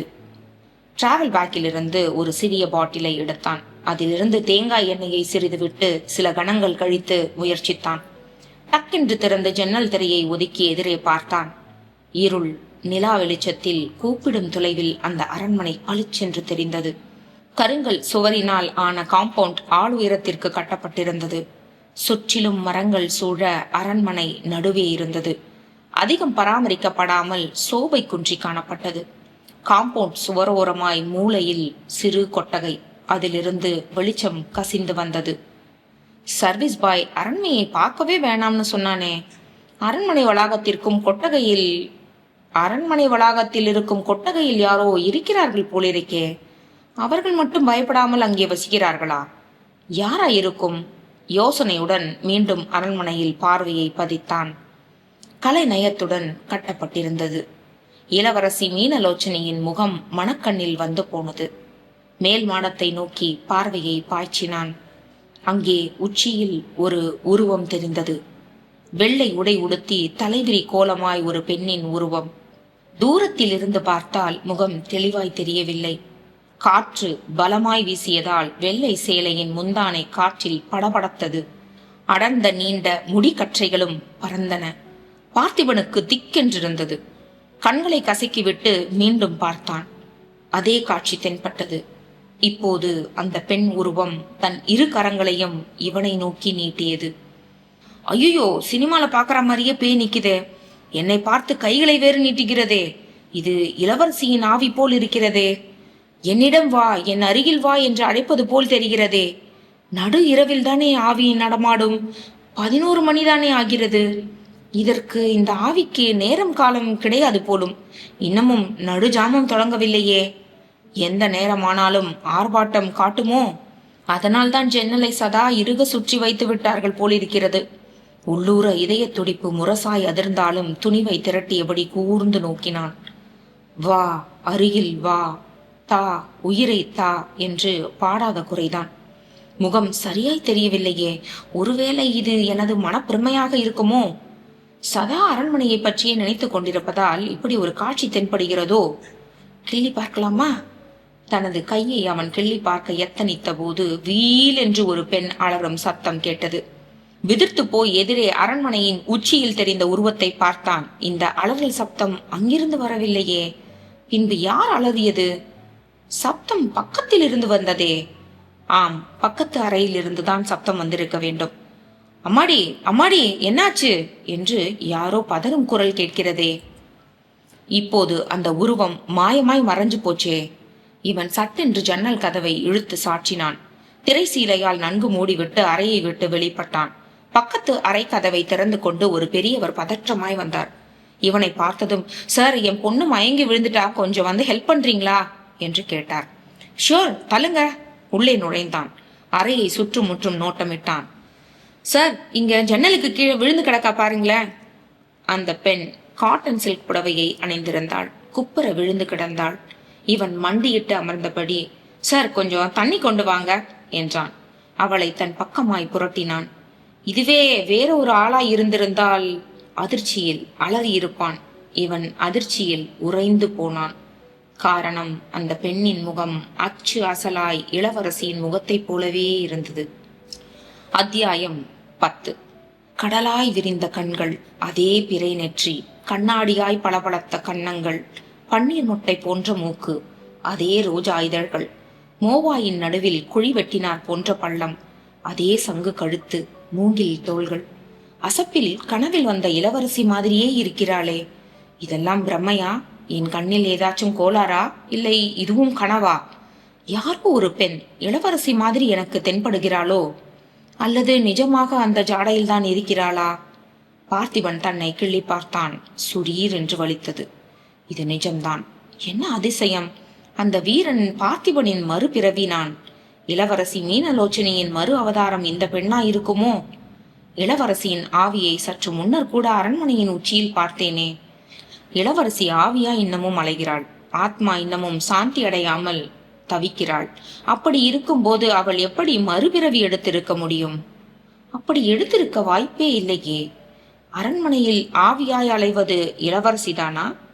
அவளது முகம் சரியாய் தெரியாமல் போய்விட்டதே. முதலில் ஆவியின் முகம் தெளிவாய் தெரிய வேண்டும். கனவில் நெற்றியில் ரத்தம் வழிய கோர ரூபத்தில் இளவரசி தெரிந்தாளே. ஆங்காரமாய் சிரித்தாளே. அது கனவில்தானே. நேரில் இன்னமும் நான் பார்க்கவில்லையே. கண்கூடாய் பார்த்தால்தான் ஒரு முடிவுக்கு நான் வர முடியும். மனதை குழப்பிக் கொண்டால் பைத்தியம்தான் பிடிக்கும். இவளை, இந்த பெண்ணை பார்க்கும்போது உள்ளூர பிரேமை பொங்குகிறதே. காதல் ஊற்றெடுக்கிறதே. அப்படியே வாரி அணைத்து முத்தமிட வேண்டும் போல் மனம் பரபரக்கிறதே. என்னது, நான் கண்ணியமான இளைஞன் என்று பேரெடுத்தவனாயிற்றே. எனக்குள் ஏன் இப்படி தோன்றுகிறது? கண்டதும் காதலா? இல்லை, அப்படி இல்லை. இது கண்டவுடன் ஏற்பட்ட காதல் அல்ல. ஜென்ம ஜென்மமாய் தொடர்ந்து வரும் நேசம், பூர்வ ஜென்ம பந்தம். ஆம், அம்மா கூட பூர்வ ஜென்ம பந்தத்தை பற்றி பூடகமாய் கூறினாரே. இவள் எனக்கென பிறந்தவள், என்னவள். தொட்டு தொடரும் பந்தத்தில் இவளை பார்த்தவுடன் காதல் ஊற்றெடுக்கத்தானே செய்யும். மண்ணில் விழுந்த மழைத்துளியே, இத்தனை நாளாய் எங்கிருந்தாய் என்று பாடத் தோன்றுகிறதே. என் கண்ணே, என் ஆருயிரே, குப்புற விழுந்ததில் அடிபட்டு வலது நெற்றியில் புடைத்து வீங்கி இருக்கிறதே. இவன் அவளை வாரி தூக்கினான். கட்டிலில் பூ போல் கிடத்தினான். தண்ணீர் தீர்ந்து விட்டது போலும். இவளது அப்பா ரிசப்ஷனுக்கு போன் செய்து கொண்டிருந்தார். எங்கேஜாகவே இருக்கவே அவரே விரைந்து போய்விட்டிருந்தார். அறையில் யாரும் இல்லை. அந்த அழகு முகத்தை தாமரை மலர் போல் கையில் ஏந்தி ஐ லவ் யூடா என்று கூறி இதமாய் முத்தமிட வேண்டும் போல் இருந்தது. ஆசையை தட்டி அடக்கிவிட்டு இமை கொட்டாமல் அவளையே பார்த்து கொண்டிருந்தான். இந்தாங்க தம்பி. வாட்டர் பாட்டிலுடன் இவளின் அப்பா பதற்றமாய் வந்தார். தண்ணீரை அவளது முகத்தில் தெளித்தான் பார்த்திபன். அழகான இமைகளுக்குள் விழிக்கோலங்கள் இங்கும் அங்கும் உருண்டன. பின்பு மெதுவாய் கண் திறந்தாள். மிக அருகாமையில் ஒரு வசீகரமான இளைஞனின் முகம் தெரிந்ததும் சற்றே திகைத்தாள். நெத்தில அதிக வலி இருக்கா? கொஞ்சம் வலி இருக்கு. குரல் கூட கனவில் வந்த இளவரசியின் குரல் போலவே இனிமையாக இருந்தது. அம்மாடி பூர்ணா, என்னமாச்சு உனக்கு? திடீர்னு அலறிக்கிட்டு கீழே விழுந்து மயக்கம் போட்டுட்ட? அப்பா தவிப்புடன் கேட்டார். அந்த ஜன்னல்ல வேடிக்கை பார்த்துட்டு இருந்தேன்னா அரண்மனையோட மேல் மாடத்துல ஒரு வெள்ளை உருவம் தெரிஞ்சுதுப்பா. அந்த காலத்து பேய் படங்கள்ல வர மாதிரியே இருந்தது. முந்தானையையும் தலைமுடியையும் காத்துல பறந்துச்சு. டெரரா இருந்துச்சு. இதெல்லாம் போதாதுன்னு என்னை பார்த்து கை நீட்டி வான்னு கூப்பிட்டுச்சுப்பா. முதல்ல அத பிரம்மன்னு நினைச்சேன். அதுக்கப்புறம் அதோட பயங்கரத்தை பார்த்துட்டு அலறி மயக்கம் போட்டுட்டேன். பூர்ணா பேசியதை உன்னிப்பாய் செவிமடுத்தான் பார்த்திபன். இந்த ஜன்னலை திறந்த அரண்மனையை வேடிக்கை பார்க்க வேணாம்னு சர்வீஸ் பாய் உங்களை எச்சரிக்கை பண்ணலையா என்று கேட்ட பார்த்திபனை ஏறிட்டாள். சொன்னான் தான். பின்ன அதை மீறி இவங்க வேடிக்கை பார்த்திருக்காங்க. நீங்க தடுக்கலையா சார்? பெரியவரை பார்த்து புன்னகையுடன் கேட்டான். இல்ல தம்பி, சர்வீஸ் பாய் வந்து சொன்னது எனக்கு தெரியாது. அவன் வந்தப்போ நான் பாத்ரூம்ல இருந்தேன். விஷயம் தெரிஞ்சிருந்தா என் பொண்ணு அந்தண்ட நகர விட்டுருக்க மாட்டேன்ல. தக்க நேரத்துல வந்து உதவினீங்க. ரொம்ப நன்றி தம்பி. No mention please. பேக்ல ஒரு ஆயின்மெண்ட் எடுத்துட்டு வந்திருக்கேன். அதை வீக்கத்துல தடவினா வலியும் குறையும், வீக்கமும் கொஞ்சம் கொஞ்சம் சீக்கிரமா விட்டுடும். கொண்டு வரேன். 2 நிமிடங்களில் ஆயின்மெண்ட்டை கொண்டு வந்தான். இத நல்லா தடவிக்கோங்க. இது உங்ககிட்டயே இருக்கட்டும். அரை மணி நேரத்திற்கு ஒரு முறை அப்ளை பண்ணினா சீக்கிரமா குணமாயிடும். Thank you so much sir. ஆளுக்கு தேங்க்ஸ் பண்ணிக்கிட்டே இருக்காதீங்க. சர்வீஸ் பாய் வான் பண்ணியும் ஜன்னலை திறந்து பார்த்துருக்கீங்க. அவ்வளவு தைரியமா? துணிச்சலான பெண் போல இருக்கே. கடைசி வரைக்கும் அந்த துணிவை மெயின்டைன் பண்ணி இருக்க வேணாமா? இவன் சிரித்தபடி கேட்டதும் அவளுக்கு சங்கோஜமாய் போய்விட்டது. தைரியமெல்லாம் இல்ல, ஒரு ஆர்வ கோளாறு தான். இந்த இங்கிலீஷ் படம் ரொம்ப திகிலா இருக்கு, யாரும் பார்க்காதீங்கன்னு சொன்னா என்னதான் இருக்குன்னு பாத்துருவோம்னு மனசு பரபரக்கும் இல்லையா? அது மாதிரிதான். இதுக்கு பேர் தான் துணிச்சல். இதுதான் தைரியம். I appreciate you. நடுவுல பயத்தை நுழைய விடாம பாத்துக்கோங்க. ஷியோர். உங்க பேர் என்ன தம்பி? சொந்த ஊர் எது? பார்த்திபன். சென்னை தான் பூர்வீகம். நாங்க மதுரையில இருக்கோம். என் பேர் சந்திரசேகர். இவ எங்களுக்கு ஒரே பொண்ணு. தீவை சுத்தி பார்க்கணும்னு ஆசைப்பட்டா. மீதிய நான் சொல்றேன். எங்க அப்பா ஒரு தொழிலதிபர். சின்ன வயசுலயே நான் அம்மாவை இழந்துட்டேன். ரொம்ப செல்லமா வளர்த்துட்டாரு. நான் ஆசைப்பட்டா உடனே அதை நிறைவேற்றிடுவாரு. இயற்கை எழில் கொஞ்சம் பிரதேசங்களுக்கு அடிக்கடி போய் தங்கிட்டு வர்றது எங்களோட ஹாபி. புன்னகைத்தாள் பூர்ணா. எங்க குலதெய்வம் மீனாட்சி அம்மன். மீனான்னு தான் பேர் வச்சோம். கூப்பிடுறதெல்லாம் பூர்ணான்னு தான். எத்தனையோ இடங்களுக்கு போயிருக்கோம். இந்த மாதிரி எங்கேயுமே நடந்ததில்ல தம்பி. பேசாம காலி பண்ணிட்டு காலையில புறப்பட்டுலாம்னு இருக்கோம். ஏன்னா எனக்கு இருக்கிறது இவ மட்டும்தான். பொத்தி பொத்தி வளர்த்தேன். ஏதாச்சும் ஒண்ணு கிடக்க ஒண்ணு ஆயிட்டா என்ன பண்றது? கவலையுடன் மகளை ஊன்றி பார்த்தார். உங்க பிரியம் சார். ஜன்னலை சாத்திட்டு போறேன். ரிலாக்ஸ்டா தூங்குங்க. பக்கத்துல தான் இருக்கேன். தைரியமா இருங்க. வரட்டுமா என்று கூறிவிட்டு ஜன்னலை சாற்றி விட்டு வெளியேறினான் பார்த்திபன். பெயரில் கூடவா இப்படி ஒற்றுமை இருக்க வேண்டும்? இளவரசியின் பெயர் மீனலோச்சனி. பூர்ணாவின் இயற்பெயரும் மீனா. இவள் இளவரசியின் மறுபிறவிதானா? அப்படியென்றால் அரண்மனையில் யாருடைய ஆவி உலாவிக் கொண்டிருக்கிறது? பார்த்திபனின் தலைக்குள் வண்டு குடைந்தது. அத்தியாயம் 11. அடுத்த அரை மணி நேரத்தில் டின்னரை எடுத்து வந்து விட்டான் அந்த சர்வீஸ் பாய். 2 சப்பாத்தி 1 டம்ளர் பால் போதுமா சார்? பழம் ஏதாச்சும் கொண்டு வரவா? ஆப்பிள் கிடைக்குமா? எல்லா பழங்களுமே கிடைக்கும். ஆப்பிள் எடுத்துட்டு வரட்டுமா? காலையில கொண்டு வந்தா போதும். இந்த தீவுல நீராழி மண்டபம் எங்க இருக்கு தம்பி?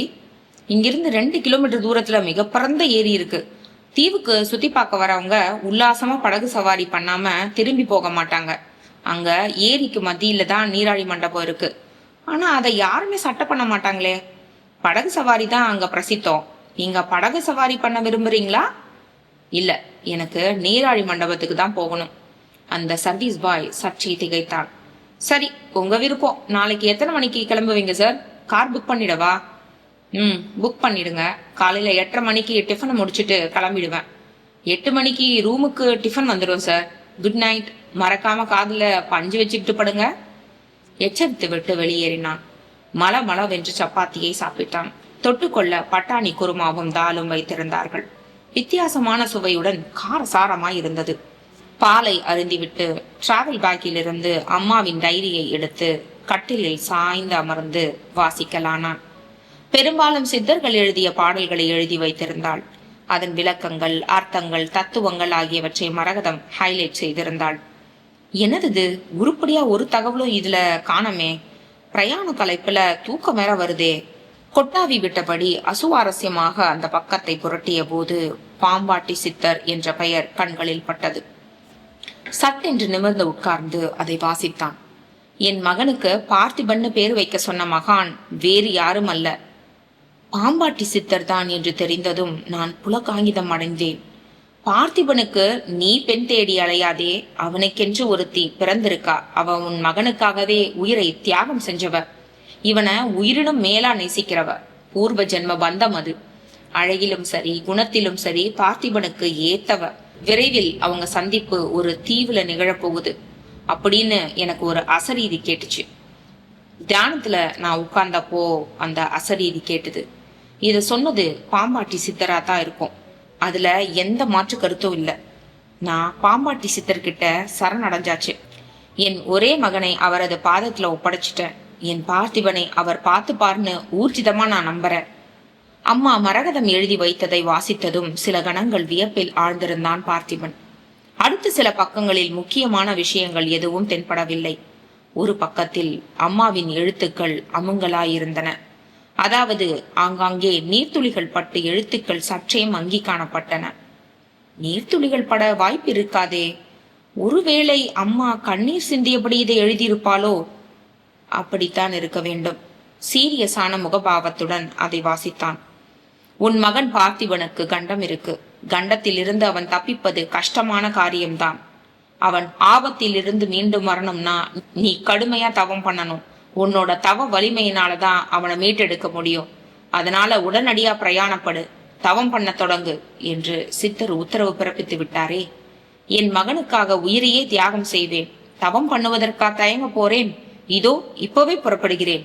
அவனிடம் சித்தரின் ஓவிய படத்தையும் விபூதியையும் தந்துவிட்டு பயணப்படுகிறேன். ஊசி முனையில் நின்று கூட தவம் ஏற்ற நான் காத்திருக்கிறேன். ஐயனே, நீங்கள்தான் என் புதல்வனை காப்பாற்ற வேண்டும். மரகதம் இதை எழுதும் பொழுது கண்டிப்பாய் அழுதிருப்பாள் என்பது ஊர்ஜிதமாகிவிட்டது. பார்த்திபன் அவசர அவசரமாய் பக்கங்களை புரட்டினான். அவனது முகத்தில் ஏமாற்றம்தான் கிளைவிட்டு பரவியது. அதற்கு பிறகு மரகதம் வேறு எதையுமே எழுதி வைக்கவில்லை. என்னது இது? முக்கியமான தகவலை காணோம். எனக்கு அந்திம காலம் நெருங்கிடுச்சு. உன் கையால கொள்ளி வாங்கிக்கிட்டு போக எனக்கு குடுப்பன இல்ல. என் தேகம் கூட உனக்கு கிடைக்காது. தேடி அலைஞ்சு உன் நேரத்தை வீணாக்காத. மனசு திடப்படுத்திக்கோ. விதி வலியது, அதை யாராலும் மாத்தவே முடியாதுன்னு அம்மா கூறினாரே. எப்பேற்பட்ட முக்கிய சமாச்சாரம் இது? இதையே எழுதி வைக்கவில்லை? தவம் செய்ய புறப்பட போவதாய் அம்மா எழுதியிருக்காரே. இதை பற்றி ஏன் என்னிடம் மூச்சே விடவில்லை? எது உண்மை? தவம் ஏற்ற போனாரா? அல்லது கொல்லிமலையில் ஆகாய கங்கையில் வெள்ளப்பெருக்கில் சிக்கி அடித்து செல்லப்பட்டு காலமாகிவிட்டாரா? தவம் பண்ண சென்றிருந்தால் நிச்சயமாய் அம்மா உயிரோடு தானே இருக்க வேண்டும். அவர் எங்கு சென்றிருப்பார்? கடைசியாய் சென்றது கொல்லிமலைக்கு தானா?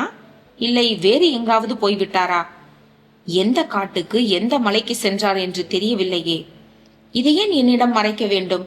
பெற்ற மகனிடம் சொல்லி இருக்கலாமே. எதற்காக என்னை தவிக்க விடுகிறார்? அம்மாவை நொந்து என்ன பயன்? அவரது சுபாவம் அதுதானே. நான் நினைத்தது, உணர்ந்தது சரியாய் போய்விட்டது. அனுதினமும் அம்மாவின் படத்தின் முன்பு நின்றபடி, அம்மா, என்னால நம்ப முடியலம்மா. என்னை நீ விட்டு போனத ஜீரணிக்கவே முடியலம்மா. என் மனசுக்கு நீ எங்கேயோ ஆன்மீக சுற்றுலாவுக்கு தொலை தூரமா போயிட்ட மாதிரிதான் இருக்கு. என்னை பொறுத்தவரை நீ சாகவே இல்லம்மா, எங்கேயோ இருக்க என்று கூறுவேனே, அது சரியாய் போய்விட்டதே. மனதில் இருந்த பாரம் எல்லாம் நீங்கிடுச்சுமா. பூர்வ ஜென்மம் என்கின்ற புதிருக்கான விடை கிடைச்சு போச்சு. பூர்ணா தான் என் வாழ்க்கை துணையா வரப்போறான்னு புரிஞ்சுக்கிட்டேன். எல்லாத்துக்கும் மேல என் அம்மா சாகலைங்கிறதையும் தெரிஞ்சுக்கிட்டேன். மனசுக்கு பரிபூர்ண திருப்தியும் நிம்மதியும் கிடைச்சிருச்சுமா. இன்னைக்கு நான் நிம்மதியா தூங்குவேன். எனக்கு நம்பிக்கை இருக்குமா, பாம்பாட்டி சித்தர் உன்னை என்கிட்ட சேர்த்து வைப்பாருமா. உன் ஆசிர்வாதத்தோட தான் நான் பூர்ணா கழுத்துல தாலி கட்டுவேன். இது நடக்கத்தான் போகுது.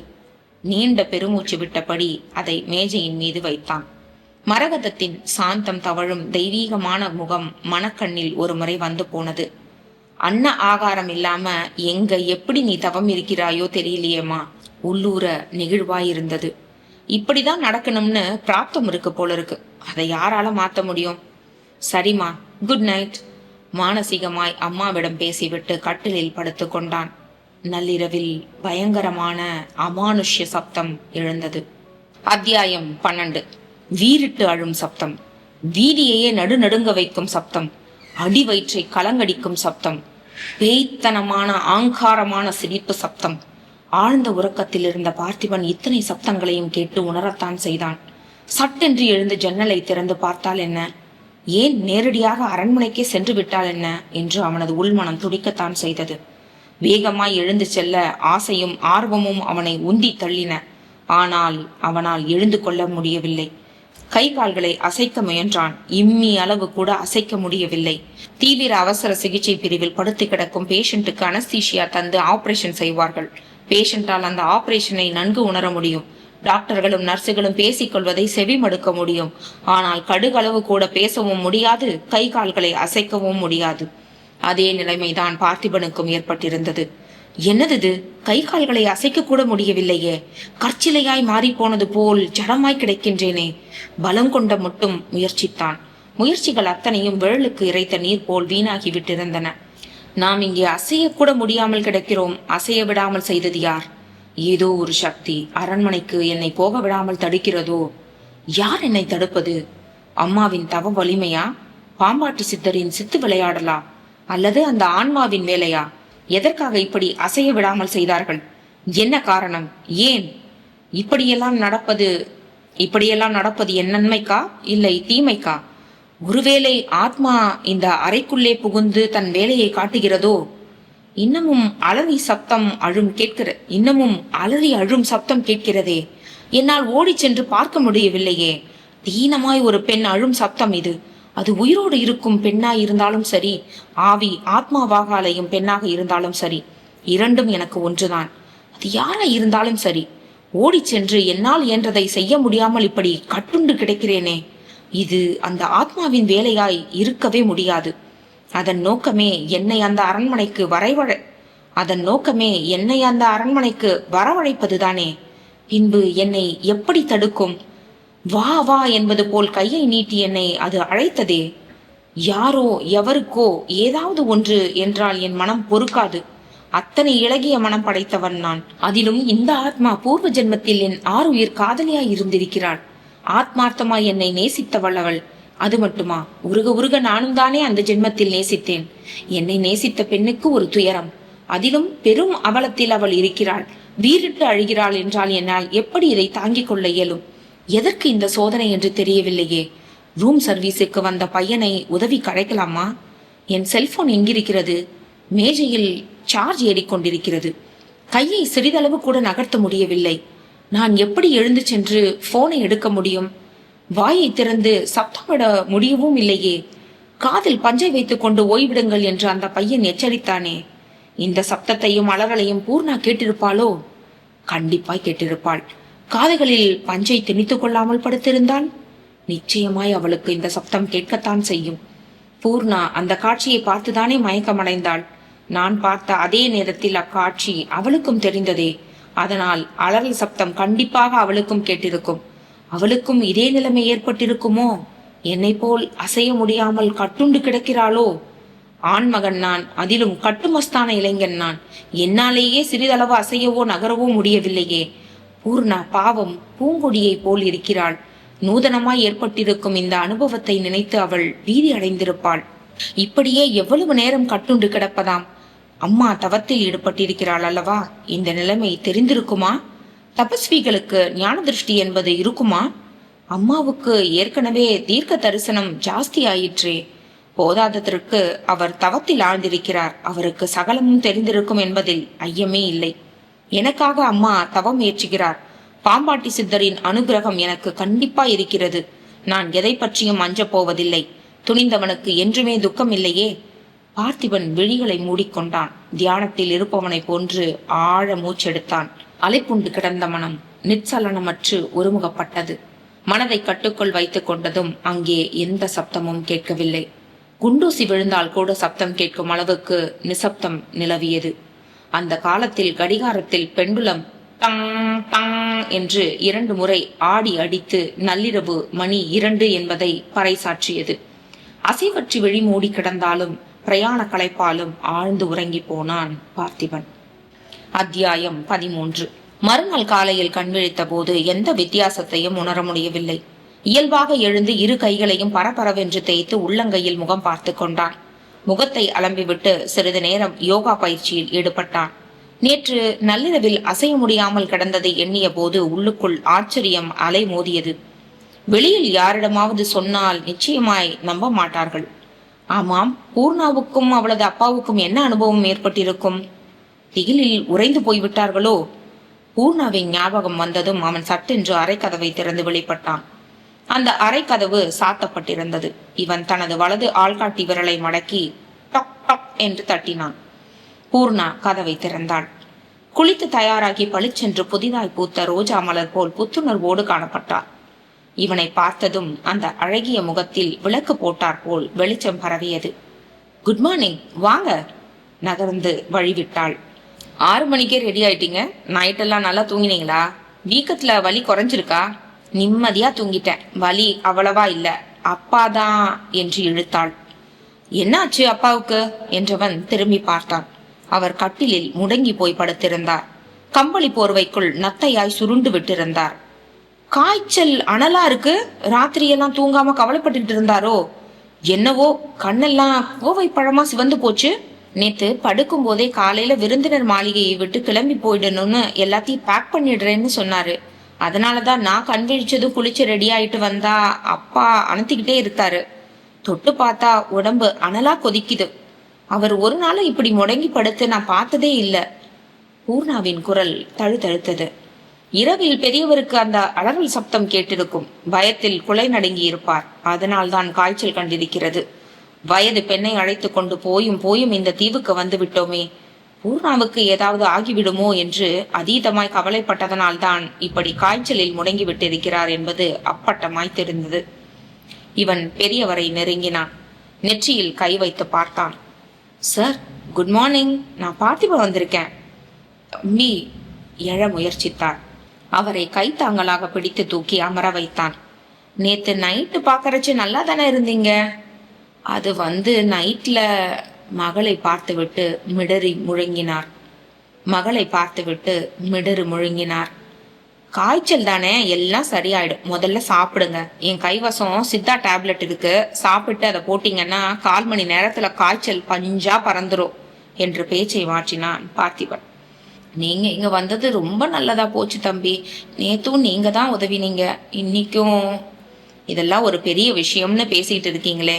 இருங்க, ரூம் சர்வீஸ்க்கு சொல்லி டிஃபனை வரவழைக்கலாம். டிஃபன் வந்தது. பெரியவர் சாப்பிட்டதும் இவன் மாத்திரை தந்து ஒரு தைலத்தை நெற்றியில் தடவி விட்டான். தம்பி இங்க முணுமுணுத்தார். அதெல்லாம் ஒண்ணும் இல்லை, எல்லாம் நன்மைக்கு தானே நினைங்க. கடவுள் இருக்காரு. எனக்கு தூக்கம் கண்ணு அசத்துது. என் பூர்ணாவ கவலைப்படாதீங்க, நான் பாத்துக்கிறேன். அவரது கையை ஆதூரமாய் அழுத்தினான். தீவை விட்டு இன்னைக்கு போயிடலாம்னு பார்த்தா இப்படி ஆயிடுச்சே. எது நடக்கணுமோ அதுதானே நடக்கும். வீணா மனசை போட்டு அலட்டிக்காதீங்க. பெரியவருக்கு அதற்கு மேல் பேச திராணி இல்லை. கம்பளியை போர்த்தி விட்டதும் அயர்ந்து தூங்கி போனார். நீங்க மட்டும் இல்லைன்னா நான் ரொம்ப திண்டாடி போயிருப்பேன். Thank you so much. நெகிழ்வாய் பேசினாள். No mention please. நாம் சேர்ந்தே டிஃபன் சாப்பிடலாமா பூர்ணா? ஓ ஷியோர். ஆளுக்கு 2 இட்லி சூடாய் காஃபி சாப்பிட்டனர். சாப்பிட்டதும் அப்பாவின் அருகே சென்றாள். நெற்றியை தொட்டு பார்த்தாள். வியர்த்திருச்சே. ஆச்சரியமாய் இவனை பார்த்தாள். நான் தான் சொன்னேன்ல, சித்தா மருந்தோட வீரியம் இது. அப்போ போலாமா? எங்க? ஏரி பக்கம் சுத்தி பார்த்துட்டு வரலாம். அப்பாவை இந்த நிலைமையில விட்டுட்டா? எந்த நிலைமையில? பார்த்திபன் அவனது விழிகளை ஊடுருவி பார்த்தபடி கேட்டான். பூர்ணா திணறினாள். காய்ச்சல் கண்ட அப்பாவ இப்ப காய்ச்சல் விட்டுருச்சே, இருந்தாலும் அவரை தனியா இப்போதைக்கு அவர் எந்திரிக்கவே மாட்டாரு. அசந்து தூங்குறவரை பத்தி ஏன் கவலைப்படுற? உன்னை விட அந்த சித்தா மருந்தவரை நல்லா கவனிச்சுக்கோ, நான் கேரண்டி. என் மேல உனக்கு நம்பிக்கை இல்லையா பூர்ணா? சேச்சே, அப்படியெல்லாம் இல்ல.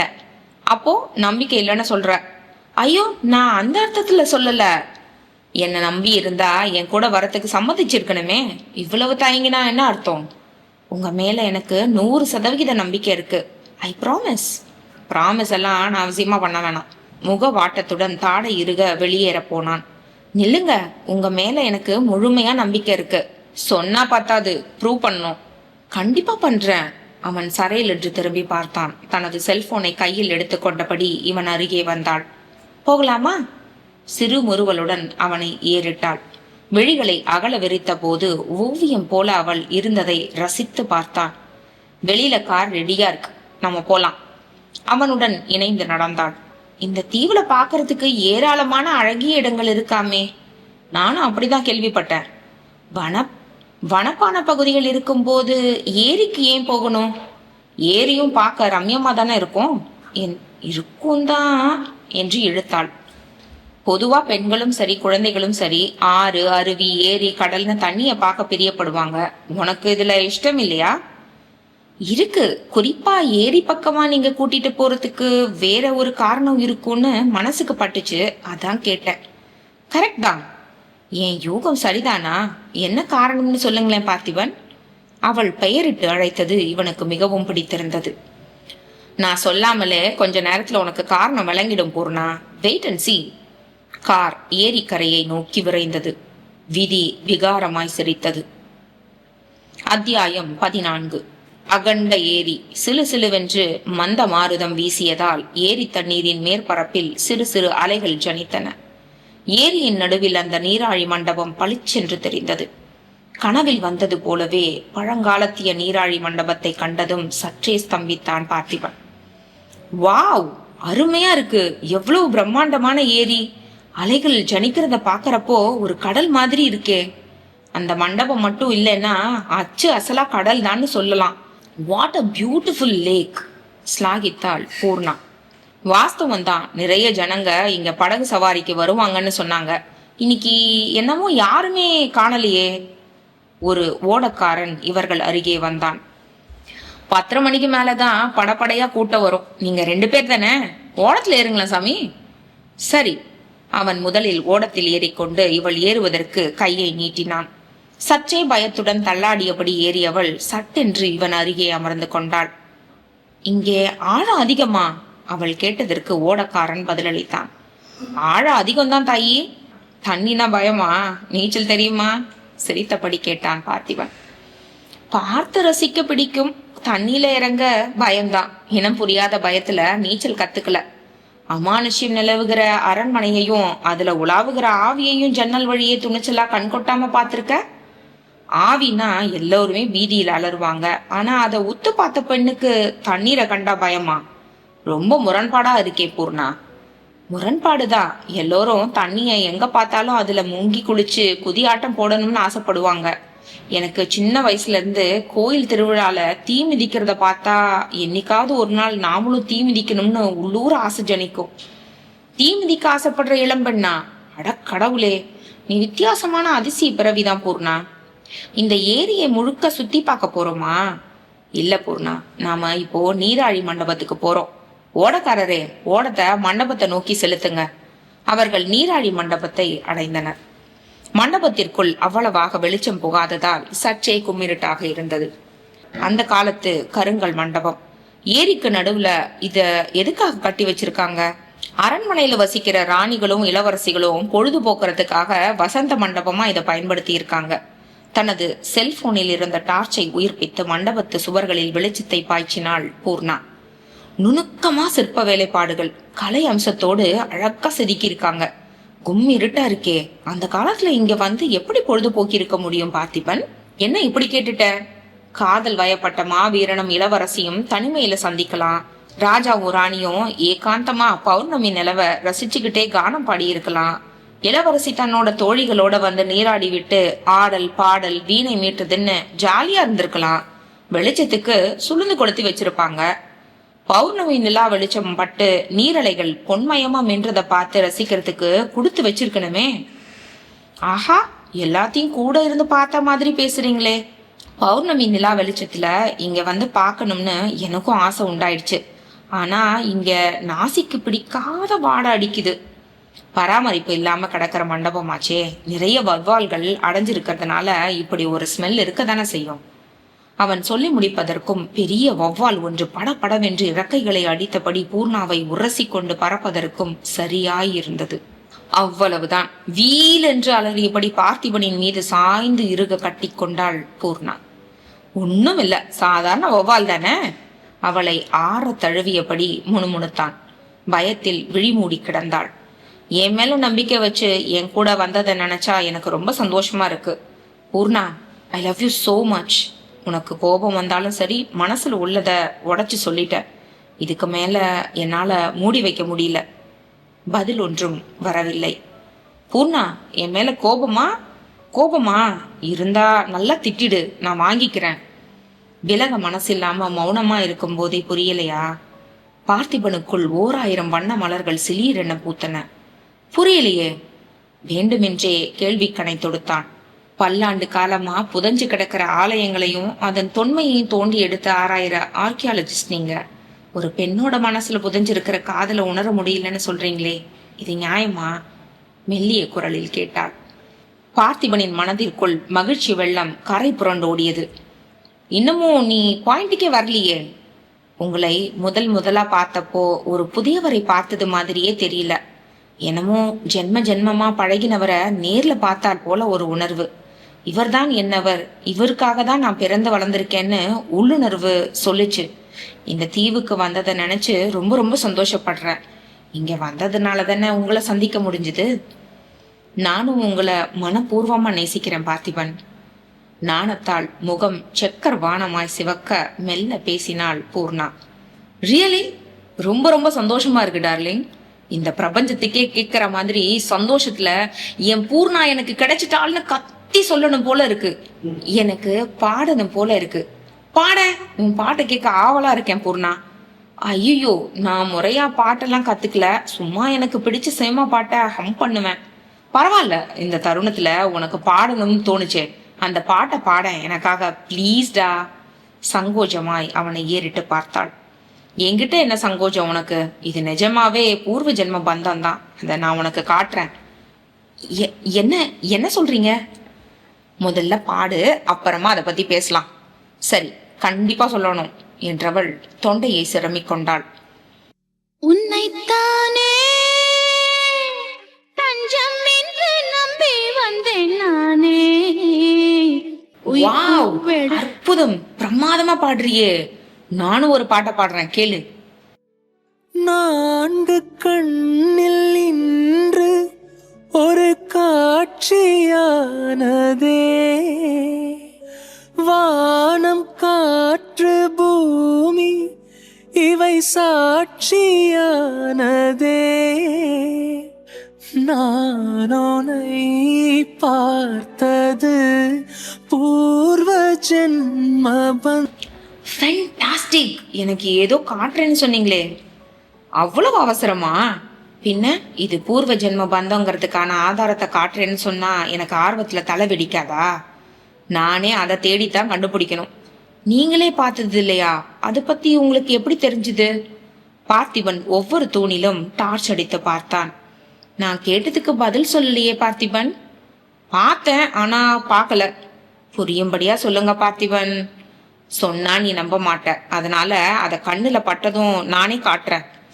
என்னன்னு சொன்னா நானும் தேடுவேன்ல. கவனமா பாரு, உன் கண்ணிலும் அது படும். பூர்ணாவும் தன் பங்குக்கு டார்ச் அடித்து சுவரிலும் ஒவ்வொரு தூணிலும் உற்று உற்று பார்த்தாள்.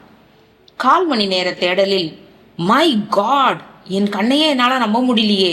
தத்ரூபமா நேர்ல பார்த்தது மாதிரி இருக்கே. Very interesting. அந்த தருணத்தில் கனவில் கண்ட அந்த பிரதான தூணில் பொறிக்கப்பட்டிருந்த பெயர்களை பார்த்து விட்டிருந்தான் பார்த்திபன். பார்த்த சந்தோஷத்தில் பூர்ணாவை அழைக்க வாயெடுத்தான். அதற்குள் மகிழ்ச்சியுடன் அவள் சிலாகித்து பேசவும் திகைத்து திரும்பினான். கனவில் பார்த்த பெயர்கள் இதோ இருக்கின்றன. இவள் எதை பார்த்து சிலாகிக்கிறாள்? அவனுக்குள் ஆர்வம் கிளைவிட்டு பரவியது. அத்தியாயம் 15. வேக நடை போட்டு பூர்ணாவின் அருகே வந்து நின்றான் பார்த்திபன். அவள் டார்ச் அடித்த வெளிச்சத்தில் பார்வையை பதித்தான். நீராழி மண்டபத்தின் ஈசான மூலை அருகே இருந்த சுவரில் கம்பீரமான மாவீரனின் உருவம் ஓவியமாய் தீட்டப்பட்டிருந்தது. அந்த மாவீரன் வேறு யாருமல்ல, பார்த்திபன் தான். இடையில் வாள் சொருகி வாட்ட சாட்டமான இளவரசனை போல மிடுக்குடன் நின்றிருந்தான். யாரோ உங்களை ஓவியமா வரைஞ்சிருக்காங்க, இதையா எனக்கு காட்டணும்னு சொன்னீங்க? இந்த ஓவியத்துக்கும் பூர்வ ஜென்ம பந்தத்துக்கும் என்ன சம்பந்தம்? இதை யார் வரைஞ்சது? இதை வரைந்தது நீதான் பூர்ணா. விளையாடுறீங்களா? இதுக்கு முன்னாடி நான் இந்த தீவுக்கு வந்ததே இல்லையே. விளையாடாம விஷயத்துக்கு வாங்க பார்த்திபன். நிஜமாகவே இதை நீ வரைஞ்சதுதான். இந்த பிறவியில இல்ல, முன் ஜென்மத்துல. ஓவியத்துக்கு கீழே மீனான்னு பெயர் எழுதப்பட்டிருக்கு பாரு. ஆமா, உன்னோட முழு பெயர் மீனலோச்சனி. அந்த அரண்மனையோட இளவரசியும் நீயே தான். அட கடவுளே, நீங்க ஒரு ஆர்கியாலஜிஸ்டா ஆகுறதுக்கு பதிலா ஒரு எழுத்தாளர் ஆகி இருக்கலாம். பிரமாதமா கதை அடிக்கிறீங்களே. நிஜமா நான் சொல்றதெல்லாம் உண்மை பூர்ணா. என்னால நிரூபிக்க முடியும். நிரூபிச்சுதான் காட்டுங்களேன், நம்புறேன். நீ நேத்து நைட்ல அரண்மனையில ஆவிய பார்த்த இல்ல, அது வேறு யாருமே இல்ல, மீனலோச்சனி தான். பார்த்திபன், அந்த மீனலோச்சனியோட மறுபிறவி நான் தான்னு இப்பதானே சொன்னீங்க. நான் பூர்ணாவா பிறவி எடுத்து வந்ததுக்கு அப்புறம் என்னோட ஆவி எப்படி அங்க உலாவும்? அங்கதான் இடிக்குது பூர்ணா. அந்த மர்மம் முடிச்ச கூடிய சீக்கிரத்துல அவிழ்த்து காட்டினா எல்லாமே வெட்ட வெளிச்சத்துக்கு வந்துடும். ஆனா மீனலோச்சனி மாதிரியே நீ அச்சு அசலா இருக்க, அதுல எந்த மாற்றமும் இல்ல. நல்லா குழப்புறீங்க பார்த்திபன். எது எப்படி இருந்தாலும் நீயும் நானும் போன பிறவியில இருந்தே காதலர்கள். இது பூர்வ ஜென்ம பந்தம் தான். உங்க உருவம் இந்த ஓவியத்துல இருக்கிறதுனால ஓரளவுக்கு நம்பலாம். ஏன் உருவம் எதுவுமே இல்லையே. உன் பெயரும் என் பெயரும் அந்த தூணில பொறிக்கப்பட்டிருக்கு பாரேன். போன ஜென்மத்துல வாளின் முனை கொண்டு நான் தான் இதை செதுக்கினேன். காலங்கள் கடந்தாலும் நம் தெய்வீக காதலுக்கு சாட்சியா இது இருக்கட்டும்னு ஆசைப்பட்டேன். என் ஆசை வீண் போகல. அவளது கையை பிடித்து கூட்டிச் சென்று அந்த பெயர்களை காண்பித்தான். அவன் நெகிழ்ந்து பேசியதும் பூர்ணா திகைத்தாள். என்ன பூர்ணா அப்படி பாக்குற? இவ்வளவு நேரமா நீங்க விளையாட்டுக்கு ஏதேதோ கதை சொல்றீங்கன்னு நினைச்சேன். உங்க குரல்ல துணிக்கிற நெகிழ்வையும் நெக்குருக நீங்க பேசுனதையும் பார்த்தா நீங்க சொல்றது அத்தனையும் நிஜம்னு தோணுது பார்த்திபன். இப்பவாது என்ன நம்புறியே பூர்ணா? உன் உருவம் எதுவும் இல்லையேன்னு கேட்டியே. பார்த்திபனும் மீனலோச்சனியும் ஒத்த ரசனை கொண்டவர்கள். கண்டிப்பா இங்க மீனலோச்சனியின் ஓவியமும் இருக்கும். அதை பார்த்திபன் வரைஞ்சிருக்கணும். வா தேடி பார்ப்போம். ஆள் ஆளுக்கு ஒரு பக்கம் டார்ச் எடுத்து பார்த்தனர். 10 நிமிடங்களில் இதோ இதோ பாரு பூர்ணா. நீராழி மண்டபத்தின் கன்னி மூலைக்கு அருகில் இருந்த சுவரில் இளவரசி மீனலோச்சனியின் ஓவியம் அழகுற தீட்டப்பட்டிருந்தது. ஓவியத்திற்கு கீழே பார்த்திபன் என்றும் எழுதப்பட்டிருந்தது. ஓவியத்தில் வானத்து தேவதை வழி தவறி கீழே வந்து விட்டார் போன்று இளவரசி பேரழகுடன் மிளர்ந்தாள். விழிகள் விரிய அந்த ஓவியத்தை உற்று நோக்கினாள் பூர்ணா. இவளது முகத்தில் இருந்த திகைப்பு மறைந்து திடீரென பீதி பரவியது. கையில் இருந்த செல்போனை கீழே நழுவ விட்டாள். ஐயோ ஐயோ, வேண்டாம் வேண்டாம் என்றாள். பூர்ணா, என்னாச்சு உனக்கு? இந்த ஓவியத்தை பார்த்தா உனக்கு சர்ப்ரைசிங்கா இருக்கும்னு நினைச்சேன். ஆனா நீ பயப்படுற மாதிரி தெரியுதே. இவள் குனிந்து அவளது செல்போனை எடுத்துக்கொண்டு அவளை சமீபித்தான். வேண்டாம், ஐயோ என்னை விட்டு விடுங்கள். தழுத்தழுத்த குரலில் பேசியபடி பின்னோக்கி எட்டு வைத்தாள். இளவரசியோட ஓவியத்தை பார்த்ததும் விளையாட்டு காட்டுறியா? தூய தமிழ்ல பேசுற? ரொம்ப பின்னோக்கி போகாத. தடுப்பு சுவர் எதுவுமே இல்ல. நீராடி மண்டபத்துல இருந்து ஏரியில விழுந்துட போற பூர்ணா எச்சரித்தான். பூர்ணா ஏதோ கலாய்க்கிறாள் என்றுதான் முதலில் எண்ணினான். ஆனால் அவளோ இவன் எச்சரித்ததை காதில் போட்டுக் கொண்டதாய் தெரியவில்லை. ஐயோ என்னை விட்டுவிடுங்கள் என்று பயத்துடனும் பீதியுடனும் முணுமுணுத்தபடியே மீண்டும் பின்னோக்கி நடந்தாள். பூர்ணா, என்ன இது? நில்லுடா. ஓவியத்தை கண்டதுமே அவளுக்கு ஏதோ முன்ஜென்மத்தின் நினைவு வந்திருக்க வேண்டும் என்பது அப்பட்டமாய் அவனுக்கு புரிந்தது. பூர்ணா, டோன்ட் பி இமோஷனல், நில்ல. இவன் அவசரமாய் அவளை நெருங்கினான். இவன் பேசியதை காதில் போட்டுக்கொள்ளவில்லை. அவளது விழிகள் ஓவியத்தின் மீதே நிலை கொத்தியிருந்தன. விடாமல் புலம்பிய வண்ணம் பின்னோக்கி வேகமாய் நடந்தாள். எதற்கும் ஒரு எல்லை உண்டு அல்லவா? நீராழி மண்டபத்தில் இருந்து பொத்தென்று மல்லாந்தம். விடாமல் புலம்பிய வண்ணம் பின்னோக்கி வேகமாய் நடந்தாள். எதற்கும் ஒரு எல்லை உண்டு அல்லவா? நீராழி மண்டபத்தில் இருந்து பொத்தென்று மல்லாந்தபடி ஏரியில் விழுந்தாள். எனது அன்பே பார்த்திபன் என்று அலறிய வண்ணம் அவள் விழுந்தாள். அவள் அலறிய அலறலில் நீராழி மண்டபத்துக்குள் இருந்த வௌவால்கள் சடசடவென்று பறந்தன. அத்தியாயம் 16. சப்த நாடியும் அடங்கி போயின. பார்த்திபன் இதை சற்றும் எதிர்பார்க்கவே இல்லை. பூர்ணா! பதற்றமாய் அவனும் ஏரிக்குள் குதித்தான். 1/4 மணி நேர உயிர் போராட்டத்திற்கு பிறகு அவளை தனது தோள்களில் சுமந்தபடி மெல்ல படித்துறைக்கு வந்தான். அவளை நீண்ட படியில் குப்புற படுக்க வைத்தான். வாகாய் கை வைத்து அழுத்தம் கொடுக்கவும் பூர்ணாவின் வாயிலிருந்து உபரி தண்ணீர் குபுக் குபுக் என்று வெளியேறியது. ஓடக்காரனின் உதவியோடு அவளை ஓடத்தில் ஏற்றினான். கரைக்கு வந்ததும் தோளில் அவளை சுமந்தபடி காரில் ஏறினான். விருந்தினர் மாளிகைக்கு வந்ததும் பூர்ணாவை அறைக்கு தூக்கி போனான். ரூம் சர்வீஸ் பாய் பதட்டத்துடன் ஓடி வந்தான். என்ன சார் ஆச்சு? பயப்படும்படியா ஒண்ணுமே இல்ல, சூடா காஃபி கொண்டு வாங்க. அவளை சோஃபாவில் கிடத்தி கர்ச்சீஃபால் முகத்தை துடைத்து கன்னத்தில் மெல்ல தட்டினான். பூர்ணா, பூர்ணா! பெரியவர் இன்னமும் ஆழ்ந்த உறக்கத்தில் தான் இருந்தார். பூர்ணா, என்ன பாருமா. அழகான இமைகளுக்குள் விழிக்கோலங்கள் அங்கும் இங்கும் உருண்டன. மெதுவாய் கண் மலர்த்தினாள். பார்த்திபன், நான் பயப்படாத, பக்கத்துல நான் இருக்கேன்ல. என்ன நம்ம கொன்னுட்டாங்க, நம்மள பிரிச்சுட்டாங்க. தீனமாய் முணுமுணுத்தாள். நம்ம யாராலையும் பிரிக்க முடியாது. இது சித்தர் போட்ட முடிச்சு, பூர்வ ஜென்ம பந்தம். தைரியமா இரு. இந்த வாட்டியாவது நாம கண்டிப்பா ஒண்ணு சேருவோம். சேர்ந்தாச்சுல்ல? காதல் கல்யாணத்துல கை கூடணும் இல்லையா? கண்டிப்பா கை கூடும், பயப்படாத. அந்த ஓவியத்தை பார்த்ததும் எமோஷனல் ஆயிட்ட. உனக்கு என்ன தெரிஞ்சுது? எதனால பயந்து பின்வாங்கி நடந்து ஏரிக்குள்ள விழுந்த? நிறைய காட்சிகள் கண்முன்னே அழுங்கலா வந்து போச்சு. தெளிவா எதுவுமே புரியலனாலும் நம்ம பிரிச்சு உங்களையும் என்னையும் கொன்னுட்டாங்க. அந்த தருணத்துல உயிர் பயத்தோட நான் கெஞ்சி மன்றாடியது மட்டும்தான் பளிச்சுன்னு தெரிய வந்தது. கொன்னது யாரு? பூர்ணா மிகுந்த வேதனையுடன் நெற்றி பொட்டில் கை வைத்து அழுத்தினாள். சரி விடு, ஸ்ட்ரெயின் பண்ணிக்காத, நானே தெரிஞ்சுக்கிறேன். எப்படி தெரிஞ்சுப்பீங்க? இன்னைக்கு அரண்மனைக்குள்ள புகுந்துட வேண்டியதுதான். அரண்மனை ஆராய போனவங்க அகால மரணம் அடைஞ்சிட்டாங்களாமே. சில பேரோட கதி என்னாச்சுன்னே தெரியலன்னு பேசிக்கிறாங்க.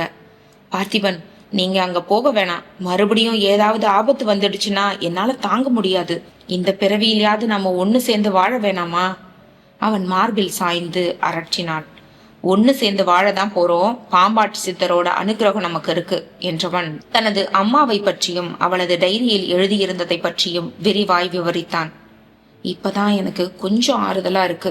ஆனா நீங்க அரண்மனைக்குள்ள தனியா போக வேணாம், நானும் வருவேன். நாம சேர்ந்தே போலாம். வாழ்ந்தா சேர்ந்தே வாழ்வோம், இல்லைன்னா சேர்ந்து. அவள் பேசி முடிப்பதற்குள் சட்டென்று அவள் வாயை பொத்தினான். நெகட்டிவா பேசவும் கூடாது, திங்க் பண்ணவும் கூடாது. உங்க அப்பா எந்திரிச்சிட்டாருன்னா உடனடியா ஊருக்கு புறப்படணும்னு சொல்லுவாரு. நீ எமோஷனல் டைப். மயக்கமாகி நேத்துக்கு விழுந்துட்ட, இன்னைக்கு ஏரியில மூழ்கின. வீணா ரிஸ்க் எடுக்க வேணாம், நான் மட்டும் போறேன், அதான் நல்லது. நோ நோ, நீங்க தனியா போனா திகில்லையே நான் உறைஞ்சு செத்துடுவேன் பார்த்திபன், ப்ளீஸ்.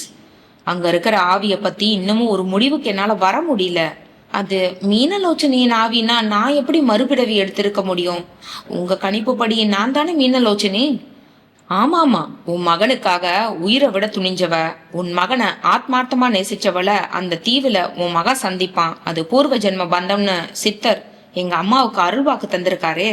அவர் சொன்னபடியே நாம சந்திச்சிட்டோம். அப்படின்னா அரண்மனைக்குள்ள உலாவற ஆவி யாரோட இது? அத இனிமேதான் கண்டுபிடிக்கணும். நானும் வரேன். அந்த காலத்துல போர்க்களத்துக்கு போனாலும் சரி, வீர சாகசங்கள் புரிய புறப்பட்டாலும் சரி, வீரர்கள் தனியா தான் போவாங்க. பெண்களை கூட்டிக்கிட்டு போக மாட்டாங்க. புராணங்களை நீ வாசிச்சது இல்லையா? ஓ, நிறைய வாசிச்சிருக்கேனே. அப்புறம் ஏன் அடம் பிடிக்கிற? ராமர் கூட சீதை வனத்துக்கு போகலையா? பஞ்ச பாண்டவர்கள் கூட திரௌபதி காட்டுக்கு போனாங்களே. சிலப்பதிகாரத்துல கண்ணகி கோவலன் கூடவே போனாங்க தானே? பார்த்திபனுக்கு சிரிப்பு வந்து விட்டது. கோவலன் தலையதான் துண்டிச்சிட்டானே பாண்டியன். ஹலோ, மனைவியை விட்டு பிரிஞ்சு தனியா நகரத்துக்குள்ள சிலம்போட போனதுனால தானே கோவலனுக்கு அந்த கதி வந்தது. கண்ணகியோட சேர்ந்து போயிருந்தா கண்டிப்பா அந்த நிலைமை ஏற்பட்டிருக்காதே. பார்த்திபன் வாயை விட்டு சிரித்து விட்டான். அப்பாடி, உங்ககிட்ட பேசி ஜெயிக்க முடியாது. இந்த லேடிஸே இப்படிதான், பட்டிமன்ற பேச்சாளர் மாதிரி பாயிண்ட்ஸ் தயாரா வச்சுக்கிட்டு பேசி மடக்கிடுவீங்களே. ஜென்ஸுங்க மட்டும் என்னவா, கழட்டி விடுறதுலயே குறியா இருப்பீங்களே. சரி சரி, ஐ அக்ரி, நம்ம சேர்ந்தே போலாம். முதல்ல போய் ட்ரெஸ்ஸை மாத்திக்கிட்டு தலையை துவட்டிக்கோ. அந்த நேரத்தில் ரூம் சர்வீஸ் பாய் காஃபி கொண்டு வந்தான். சூடா காஃபி ரெடி, வா குடி. காஃபி குவளையை நீட்டினான். குவளையை இரு கரங்களுக்குள் பொதித்தபடி காஃபியை மெல்ல உறிஞ்சியவளை ஊன்றி பார்த்தான்.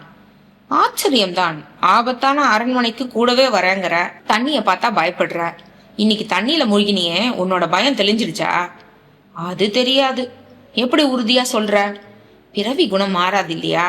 அதே மாதிரி தானே பயமும், அதுவும் மாறாது தானே? You are wrong. பயங்கிறது மனசை பொறுத்த விஷயம். சின்ன குழந்தை முதலா எட்டு வச்சு நடக்கவே பயப்படும். 10 வாட்டி தடிக்க விழுந்து எந்திரிச்சுதுன்னா அந்த பயம் மாயமா மறைஞ்சிடும். தைரியமா ஓடவே ஆரம்பிச்சிடும். உன்னோட பயத்துக்கு ஸ்ட்ராங்கா வேற ஒரு காரணம் இருக்கும். அது என்னன்னு தெரிஞ்சிட்டா எல்லாத்தையும் சரி பண்ணிடலாம். செல்போன்ல அந்த ஓவியங்களை படம் பிடிச்சிருந்தா அப்பா கிட்ட காட்டலாம். மிஸ் பண்ணிட்டேனே. மறுபடியும் நீராடி மண்டபத்துக்கு போகணும். போய் போட்டோஸ் எடுத்துட்டு வரணும் பார்த்திபன். அத அப்புறமா பாத்துக்கலாம். நடந்தது எதுவும் உங்க அப்பாவுக்கு தெரிய வேணாம். ஏற்கனவே பயத்துல அவருக்கு காய்ச்சல் வந்திருக்கு. எல்லாம் முடிஞ்சதுக்கு அப்புறமா சொல்லிக்கலாங்கிறீங்களா? எல்லாம் முடிஞ்சதுக்கு அப்புறமா சொல்லிக்கலாங்கிறீங்க. ஆமா, நான் கிளம்புறேன். நீ ட்ரெஸ் மாத்திக்கோ. அப்பா எந்திரிச்சதோ என்னை வந்து கூப்பிடு. இன்னைக்கு நைட்டு நம்ம அரண்மனைக்கு போறோமே, எக்ஸாக்டா எத்தனை மணிக்கு போவோம்? அது நேற்றிரவில் கால் கைகளை அசைக்க முடியாமல் கட்டுண்டு கிடந்தது ஞாபகத்திற்கு வந்தது. இன்றும் அதே நிலைமை ஏற்பட்டால்? உள்ளுக்குள் யோசித்தான். நிலைமை எப்படி இருக்கும்னு தெரியல. நேரம் காலம் பார்த்து புறப்படலாம். பூர்ணா கலுக்கென்று சிரித்தாள். அவள் சிரித்த போது அவளது அழகு இரட்டிப்பானது போன்ற பிரமை ஏற்பட்டது. சட்டென்று அவளது நெற்றியில் இதழ் பதித்தான். இவளை இழந்து விடுவேனா என்ற பயம் அடிமனதில் முற்றுகையிட்டது. அத்தியாயம் 17. தனது அறைக்குள் சென்ற பார்த்திபன் மேஜை மீது வைக்கப்பட்டிருந்த அம்மாவின் டைரியை எடுத்தான். அந்த தீவில் பார்த்திபனுக்கு ஒரு கண்டம் இருக்கிறது. அதிலிருந்து அவன் மீண்டு வர வேண்டும் என்று தவம் ஏற்றப் போகிறேன் என்று டைரியில் அம்மா எழுதியிருந்தாரே.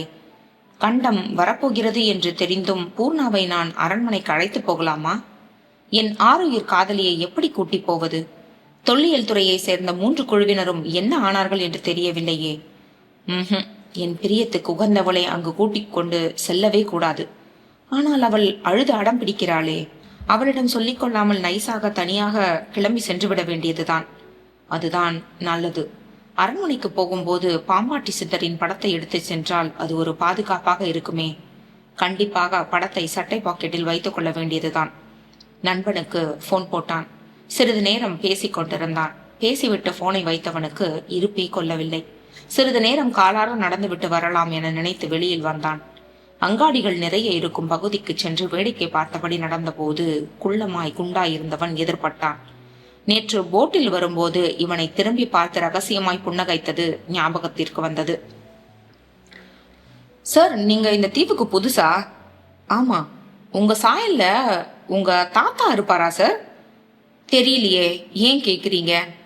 நானும் என் நண்பர்களும் எப்பவாச்சும் ஏரிக்கு போய் நீராடி மண்டபத்துல சீட்டு விளையாடுவோம். ரிலாக்ஸ்டா தண்ணி அடிச்சுட்டு வெகு நேரம் கழிச்சு திரும்புவோம். அங்க உங்க சாயல்ல ஒரு வீரனோட உருவம் வரையப்பட்டிருக்கோம் சார். அங்க மட்டும் இல்ல, இங்கிருந்து 1.5 மைல் தொலைவுல இருக்கிற மலைக்கோவில்ல வெளிப்பிரகாரத்து சுவரிலையும் உங்களைப் போலவே ஓவியம் தீட்டப்பட்டிருக்கும் சார். உங்களுக்காக நேத்து போய் மலைக்கோயில் ஓவியத்தை செல்போன்ல போட்டோ பிடிச்சிட்டு வந்தேன் சார். அவன் தனது செல்போனை எடுத்து காட்டினான். ப்ளூடூத்தை ஆன் செய்து அந்த படத்தை தனது செல்போனில் அனுப்பி பதிவு செய்து கொண்டான். இந்தாங்க, இதை வச்சுக்கோங்க. 500 ரூபாய் தாளை நீட்டினான் பார்த்திபன். அந்த குண்டு மனிதனுக்கு வாயெல்லாம் பல்லாகிவிட்டது. ரொம்ப நன்றிங்க. ஒரு நடை போய் நேர்ல பாருங்க. பார்த்தா நீங்களே அதிசயப்படுவீங்க. பிறகு பார்க்கலாங்க. கும்பிடு போட்டுவிட்டு அவன் விரைந்தான். பார்த்திபன் அந்த படத்தை ஊன்றி பார்த்தான். மலைக்கோவிலை பற்றி விசாரித்துக் கொண்டு வேகமாய் விரைந்தான். மலைமுகட்டின் மீது அலாதியாய் அந்த கற்கோயில் தெரிந்தது. மலை பிரதேசம் என்பதால் யானைகள் எதுவும் புகுந்துவிடக் கூடாது என்ற பயத்தில் கோவிலை கஜபிருஷ்ட வடிவில் ஒடுக்கமாய் வடிவமைத்திருந்தனர். பார்க்கும் போதே அதன் தொன்மை புலப்பட்டது. கோபுரத்தில் லேசாய் ஆங்காங்கே விரிசல் விட்டிருந்தது. அந்த விரிசலில் ஆலஞ்செடிகள் செழிப்பாய் வளர்ந்து வேறு ஒன்றி இருந்தன. கோவிலில் ஆள் நடமாட்டமே இல்லை. இவன் பிரகாரத்தை சுற்றி வந்தான். கோவிலின் பின்பக்கமாய் இருந்த பிரகாரத்து சுவரில் இவனது ஓவியம் தீட்டப்பட்டிருந்தது. கோவிலும் கோபுரமும் அதை பழசாகி விட்டிருந்தாலும் ஓவியம் மட்டும் பளிச்சென்று இருந்ததை எண்ணி அதிசயித்தான். ஆசையாய் மீனலோச்சனி என்ற பெயரை வருடினான். உன்னோட வண்ண கலவையில என்ன சேர்த்த மீனா? இத்தனை காலமாகியும் மெருகு குலையாமல் இருக்கே, முணுமுணுத்தான். அவனது முதுகுப்புறத்தில் ஏதோ துளைத்தார் போல் இருந்தது. யாரோ என்னை கவனிக்கிறார்கள். யார் அது? இவன் சுற்றுமுற்றும் பார்த்தான். எவரும் தென்படவில்லை. செல்போனில் க்ளோஸ்அப்பில் ஓவியத்தை படம் பிடித்தான். ஒவ்வொரு செயலையும் யாரோ பார்க்கிறார்கள் என்று உள்ளுணர்வு எச்சரித்தது. மீண்டும் நாலாபுறமும் பார்த்துவிட்டு கோயிலை விட்டு வெளியேறினான். மலை மேலிருந்தபடி கீழே தெரிந்த காட்சியை பார்த்தான். இவனது தலைக்கு நேர் மேலே பிரம்மாண்டமான மரத்தின் பெரிய கிளை நிழல் பரப்பியபடி இருந்தது. இலைகளும் கிளைகளும் பலமாய் அசைந்ததில் மரமர சப்தம் எழுந்தது.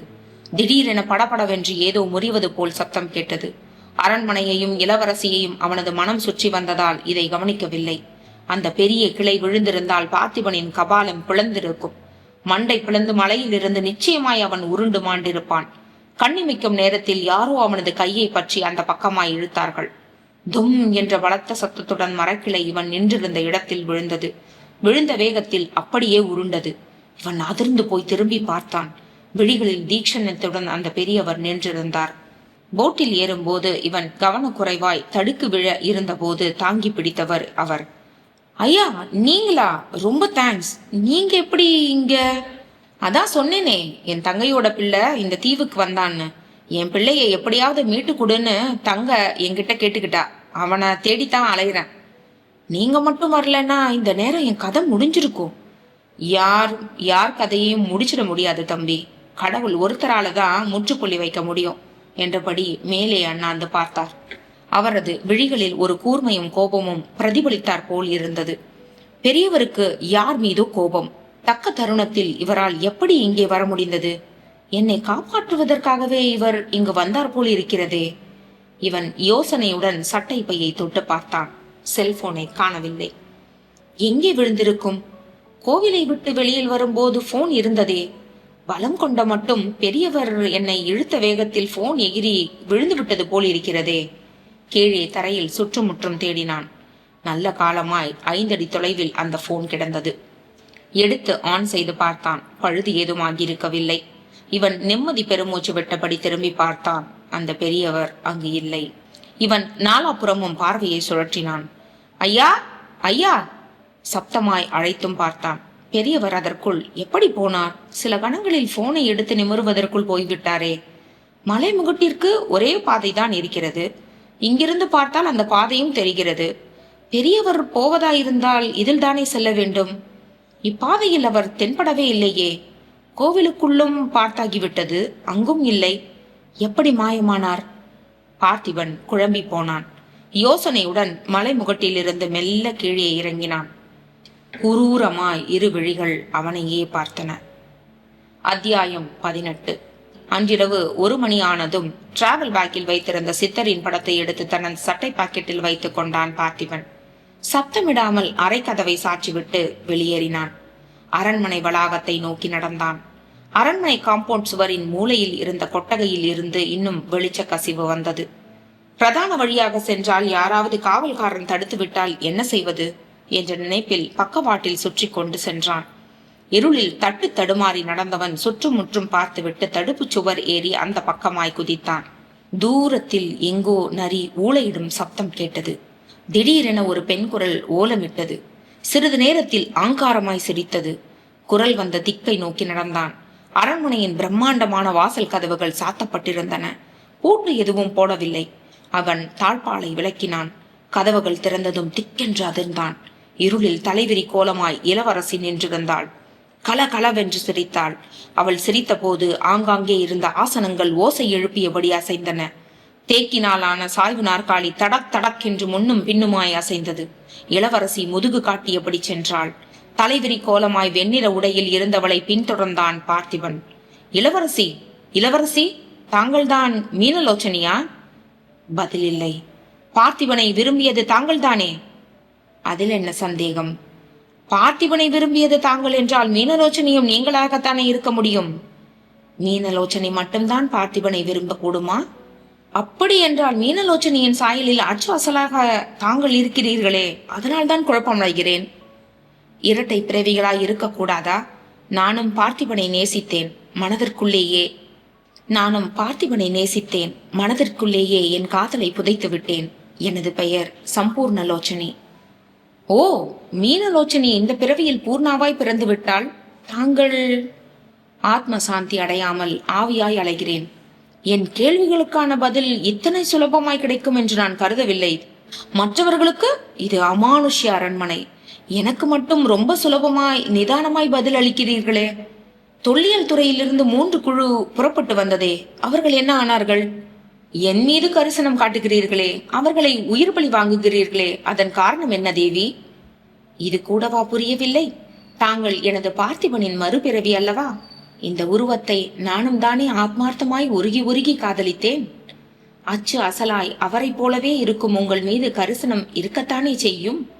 தேவி, தங்களையும் எங்களையும், அதாவது என்னையும் மீனாவையும் கொலை செய்தது யார்? தங்களது ஆத்மா சாந்தி அடைவதற்கு நான் என்ன செய்ய வேண்டும்? சரையில் என்று இளவரசி திரும்பி பார்த்தாள். என்ன? என்னை ஆத்மார்த்தமாய் மானசீகமாய் நேசித்த பெண்ணின் ஆத்மா சாந்தி அடையாமல் அலைவதை நினைத்தால் என் மனம் பதறுகிறது. அதற்கு நான் என்ன செய்ய வேண்டும்? நம்மை இந்த கதிக்கு ஆளாக்கியது யார் என்று கூறுங்கள் இளவரசி. எங்களது தாய் மாமன் மார்த்தாண்டம் என்பவன் இரட்டை பிறவிகளாயிருந்த இளவரசிகள் மீது மோகம் கொண்டான். அவன் சூட்சமம் புரிந்தவன். நாங்கள் இருவருமே பார்த்திபனை நேசிப்பதை தெரிந்து கொண்டு சூழ்ச்சி புரிந்தான். மந்திரவாதி கார்கோட்டகனை அவன் சிநேகிதம் பிடித்தான். இருவரும் திட்டங்கள் தீட்டினர். 1000 பேர் எதிரில் வந்தாலும் அவர்களை பந்தாடும் திறமை கொண்டவர் பார்த்திபன். அவரோடு நேரடியாக மோதி யாராலும் ஜெயிக்க முடியாது என்பதை தெரிந்து கொண்டு சதிவலையை விரித்தனர். இந்த அரண்மனைக்கு பின்னால் நதி ஒன்று ஜதி போட்டு ஓடுகின்றது. அது ஆபத்தான நதி. ஆபத்தான நதியா? அப்படியென்றால்?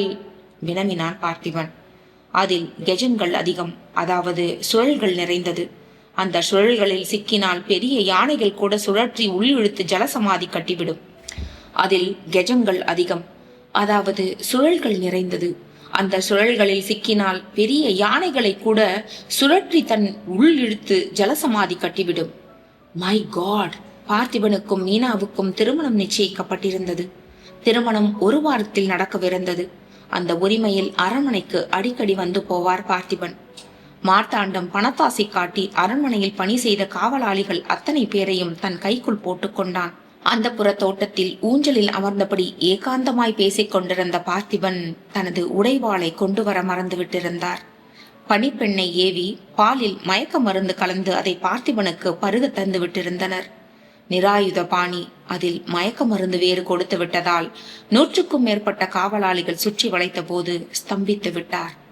அவர் ஸ்தம்பித்ததற்கு காரணம் மீனலோச்சனையையும் என்னையும் மார்த்தாண்டனும் கார்கோட்டகனும் சிறைப்பிடித்ததால் தான். மார்த்தாண்டம் எங்கள் இருவரையும் குருதி வழியும் வரை அடித்து இம்சித்தான். பார்த்திபனை காவலாளிகள் பிடித்துக் கொண்டிருந்தனர். அவர் சிங்கமாய் கர்ஜித்து திமிரத்தான் செய்தார். மயக்க மருந்தால் முழுமையாக செயல்பட முடியவில்லை. அவர் மீது வாளை சொருகப் போனான். மான் போல துள்ளி ஓடிய மீனலோச்சனி குறுக்கே பாய்ந்து அதை தாங்கிக் கொண்டாள். அவ்வளவு காதலா உனக்கு? உன் காதலனை உன் கண்ணெதிரே கூறு போடுகிறேன் பார் என்று கொக்கரித்த மார்த்தாண்டம் காவலாளிகளுக்கு சமிக்கை செய்தான். மறுகணம் அவரை சரமாரியாக வெட்டினார்கள். பார்த்திபனை வெட்டி சாய்த்ததோடு நில்லாமல் அவரை தூக்கி நதியின் கிஜத்தில் போட்டு விட்டார்கள். பல்வேறாக வெட்டுப்பட்டாலும் பார்த்திபனின் உயிர் பிரியவில்லை. உயிருக்கு போராடிய அவரை நதியில் போட்டு தள்ளி ஜலசமாதி அடைய வைத்தார்கள். பார்த்திபனை காவலாளிகள் தாக்கத் தொடங்கிய போதே மீனலோச்சனியின் உயிர் பிரிந்து விட்டது. அன்பே, உமக்காக என் உயிரையும் தருவேன். உயிரினும் மேலாய் உங்களை நேசிக்கிறேன் பார்த்திபன் என்றபடி அவள் உயிர் துறந்தாள். அவர்கள் இருவரின் உயிரை தீர்த்ததும் மார்த்தாண்டம் கார்கோட்டகனின் கவனம் என் மீது திரும்பியது. சல்லித்தனமாய் பார்த்தபடி இருவரும் என்னை நெருங்கினார்கள். வேணாம், விட்டுவிடுங்கள் என்று கதறியவாறே நான் ஓடினேன். விடாமல் துரத்தினார்கள். மானின் வேகத்தோடு பாய்ந்தோடி என் பார்த்திபன் ஜலசமாதி அடைந்த நதியின் கெஜத்தில் விழுந்தேன். நானும் ஜலசமாதி அடைந்தேன். கொடுமை இளவரசி! பார்த்திபனின் கண்கள் ஏகத்திற்கும் கலங்கின. கலங்காதீர்கள். மீனலோச்சனியின் மறுபிறவி பூர்ணா என்றாலும் அவளிடம் எனது அம்சங்களும் நிறைந்திருக்கும். நாங்கள் இருவரும் இரட்டையர்கள் தானே. அவள் வாழ்ந்தால் நானும் வாழ்ந்தது போலத்தான். தேவி, அந்த எதிரிகளை நான் என்றோ பழி தீர்த்து விட்டேன். அவர்கள் பேய்களாகத்தான் உலாவுகிறார்கள். சாயந்தரத்தில் மலைமுகட்டில் உங்கள் மீது பெரிய மரக்கிளை விழுந்தது அல்லவா? அதை செய்தது அந்த பாவிகள்தான். My God! அந்த தருணத்திலே தக்க சமயத்திலே ஒரு பெரியவர் வந்து என்னை காப்பாத்தினாரு. அவர் கூட அண்ணாந்து மேல பார்த்து பூடகமா ஏதோ சொன்னாரு. அவர் வேறு யாரும் அல்ல, பாம்பாட்டி சித்தர் தான். உங்களது அன்னையாரின் வேண்டுகோளுக்கிணங்க அவர் இங்கு வந்து உங்களை காத்தருளினார். அப்படியா? வியப்பின் விளம்பிற்கே சென்று விட்டான் பார்த்திபன். சட்டை பையில் இருந்த சித்தரின் படத்தை எடுத்து உற்று நோக்கினான். செல்போன் டார்ச்சை அடித்து அதை பார்த்தபோது அந்த பெரியவரின் திருமுகம்தான் அதில் தெரிந்தது. எனக்கு ஆபத்து நேர்ந்திடக்கூடாதுன்னு அவர் கூடவே வந்திருக்கார் போல இருக்கு. சித்தரின் அனுகிரகத்தை எண்ணி அவனது மேனி சில்லென்று புல்லரித்தது. அப்படின்னா எங்க அம்மா? அவர் இது காலம் வரை இந்த நதிக்கரை ஓரமாய்தான் அமர்ந்து தவம் இருந்தார். இப்போது என் அம்மாவை காணலாமா? முடியாது. ஏன் தேவி? அவர் மறைந்து விட்டார். ஏன்? எதற்காக? இதுக்கு நான் பதில் சொல்றேன் என்ற குரல் கேட்டு திரும்பினான். பூர்ணா நின்றிருந்தாள். விவேகானந்தர் நடுக்கடல்ல ஒரு பாறையில உட்கார்ந்து தவம் இருந்தாரே, அப்படியே மறைஞ்சு போகலையா? அது மாதிரிதான் அம்மாவும். அப்போ என் அம்மாவை பார்க்க முடியாதா? அவங்க கிட்டத்துல இல்லைன்னு ஏன் நினைக்கிறீங்க? அரூபமான ரூபத்துல அவங்க உங்க கூடவே இருக்காங்க. கவலைப்படாதீங்க, அவங்களோட ஆசை நமக்கு எப்பவும் உண்டு. ஆமா, நீ எப்படி வந்த? உங்களை பின்தொடர்ந்து வந்துட்டேன். உனக்கு பயமா இல்லையா? என் சகோதரியை பார்த்து நான் ஏன் பயப்படணும்? தேவி, உங்க ஆத்மா எப்போ சாந்தி அடையும்? எப்போது உங்களை பார்த்தேனோ அப்போதே சாந்தி அடைந்தார் போல்தான். அரண்மனை காராய வந்தவர்களை நான் பழி தீர்த்தேன். காரணம், அவர்கள் அத்தனை பேரும் நம்பிக்கை துரோகிகள். ஆம், பணத்தாசை கொண்டு எங்களுக்கு துரோகம் புரிந்த காவலாளிகள் தான் அவர்கள். அவர்களை மட்டுமல்ல, தீய எண்ணத்துடன் இங்கு வந்தவர்களையும் சேர்த்து பழி தீர்த்தேன். பேசிய இளவரசி நதிக்கரை அருகே சென்றாள். ஆசை தீர பார்த்திபனை நோக்கினாள். மறுகணம் நதி பிரவாகத்தில் ஐக்கியமாகி போனாள். பார்த்திபனின் கண்கள் பனித்தன. பூர்ணா தனது தளிர்கரத்தால் அவனது கண்ணீரை துடைத்தாள். உங்களுக்கு எல்லாமுமாக நான் இருக்கிறேன் பார்த்திபன் என்றாள் பூர்ணா. இரு கரங்களையும் நீட்டினான். அந்த கரங்களுக்குள் தன்னை சிறைப்படுத்தி கொண்டாள். அவளது தளிர்கரங்கள் இரண்டும் அவனது கழுத்தில் மாலையாகின. I love you so much. பேசி வைத்துக் கொண்டது போல் இருவரும் முணுமுணுத்தனர். அவளை இறுக அணைத்து ஆசை தீர இதழ் பதித்தான் பார்த்திபன். இது போன்ற பல சுவாரஸ்யமான கதைகளை வாசிக்க நான் ரெடி. கேட்க நீங்களும் ரெடி தானே?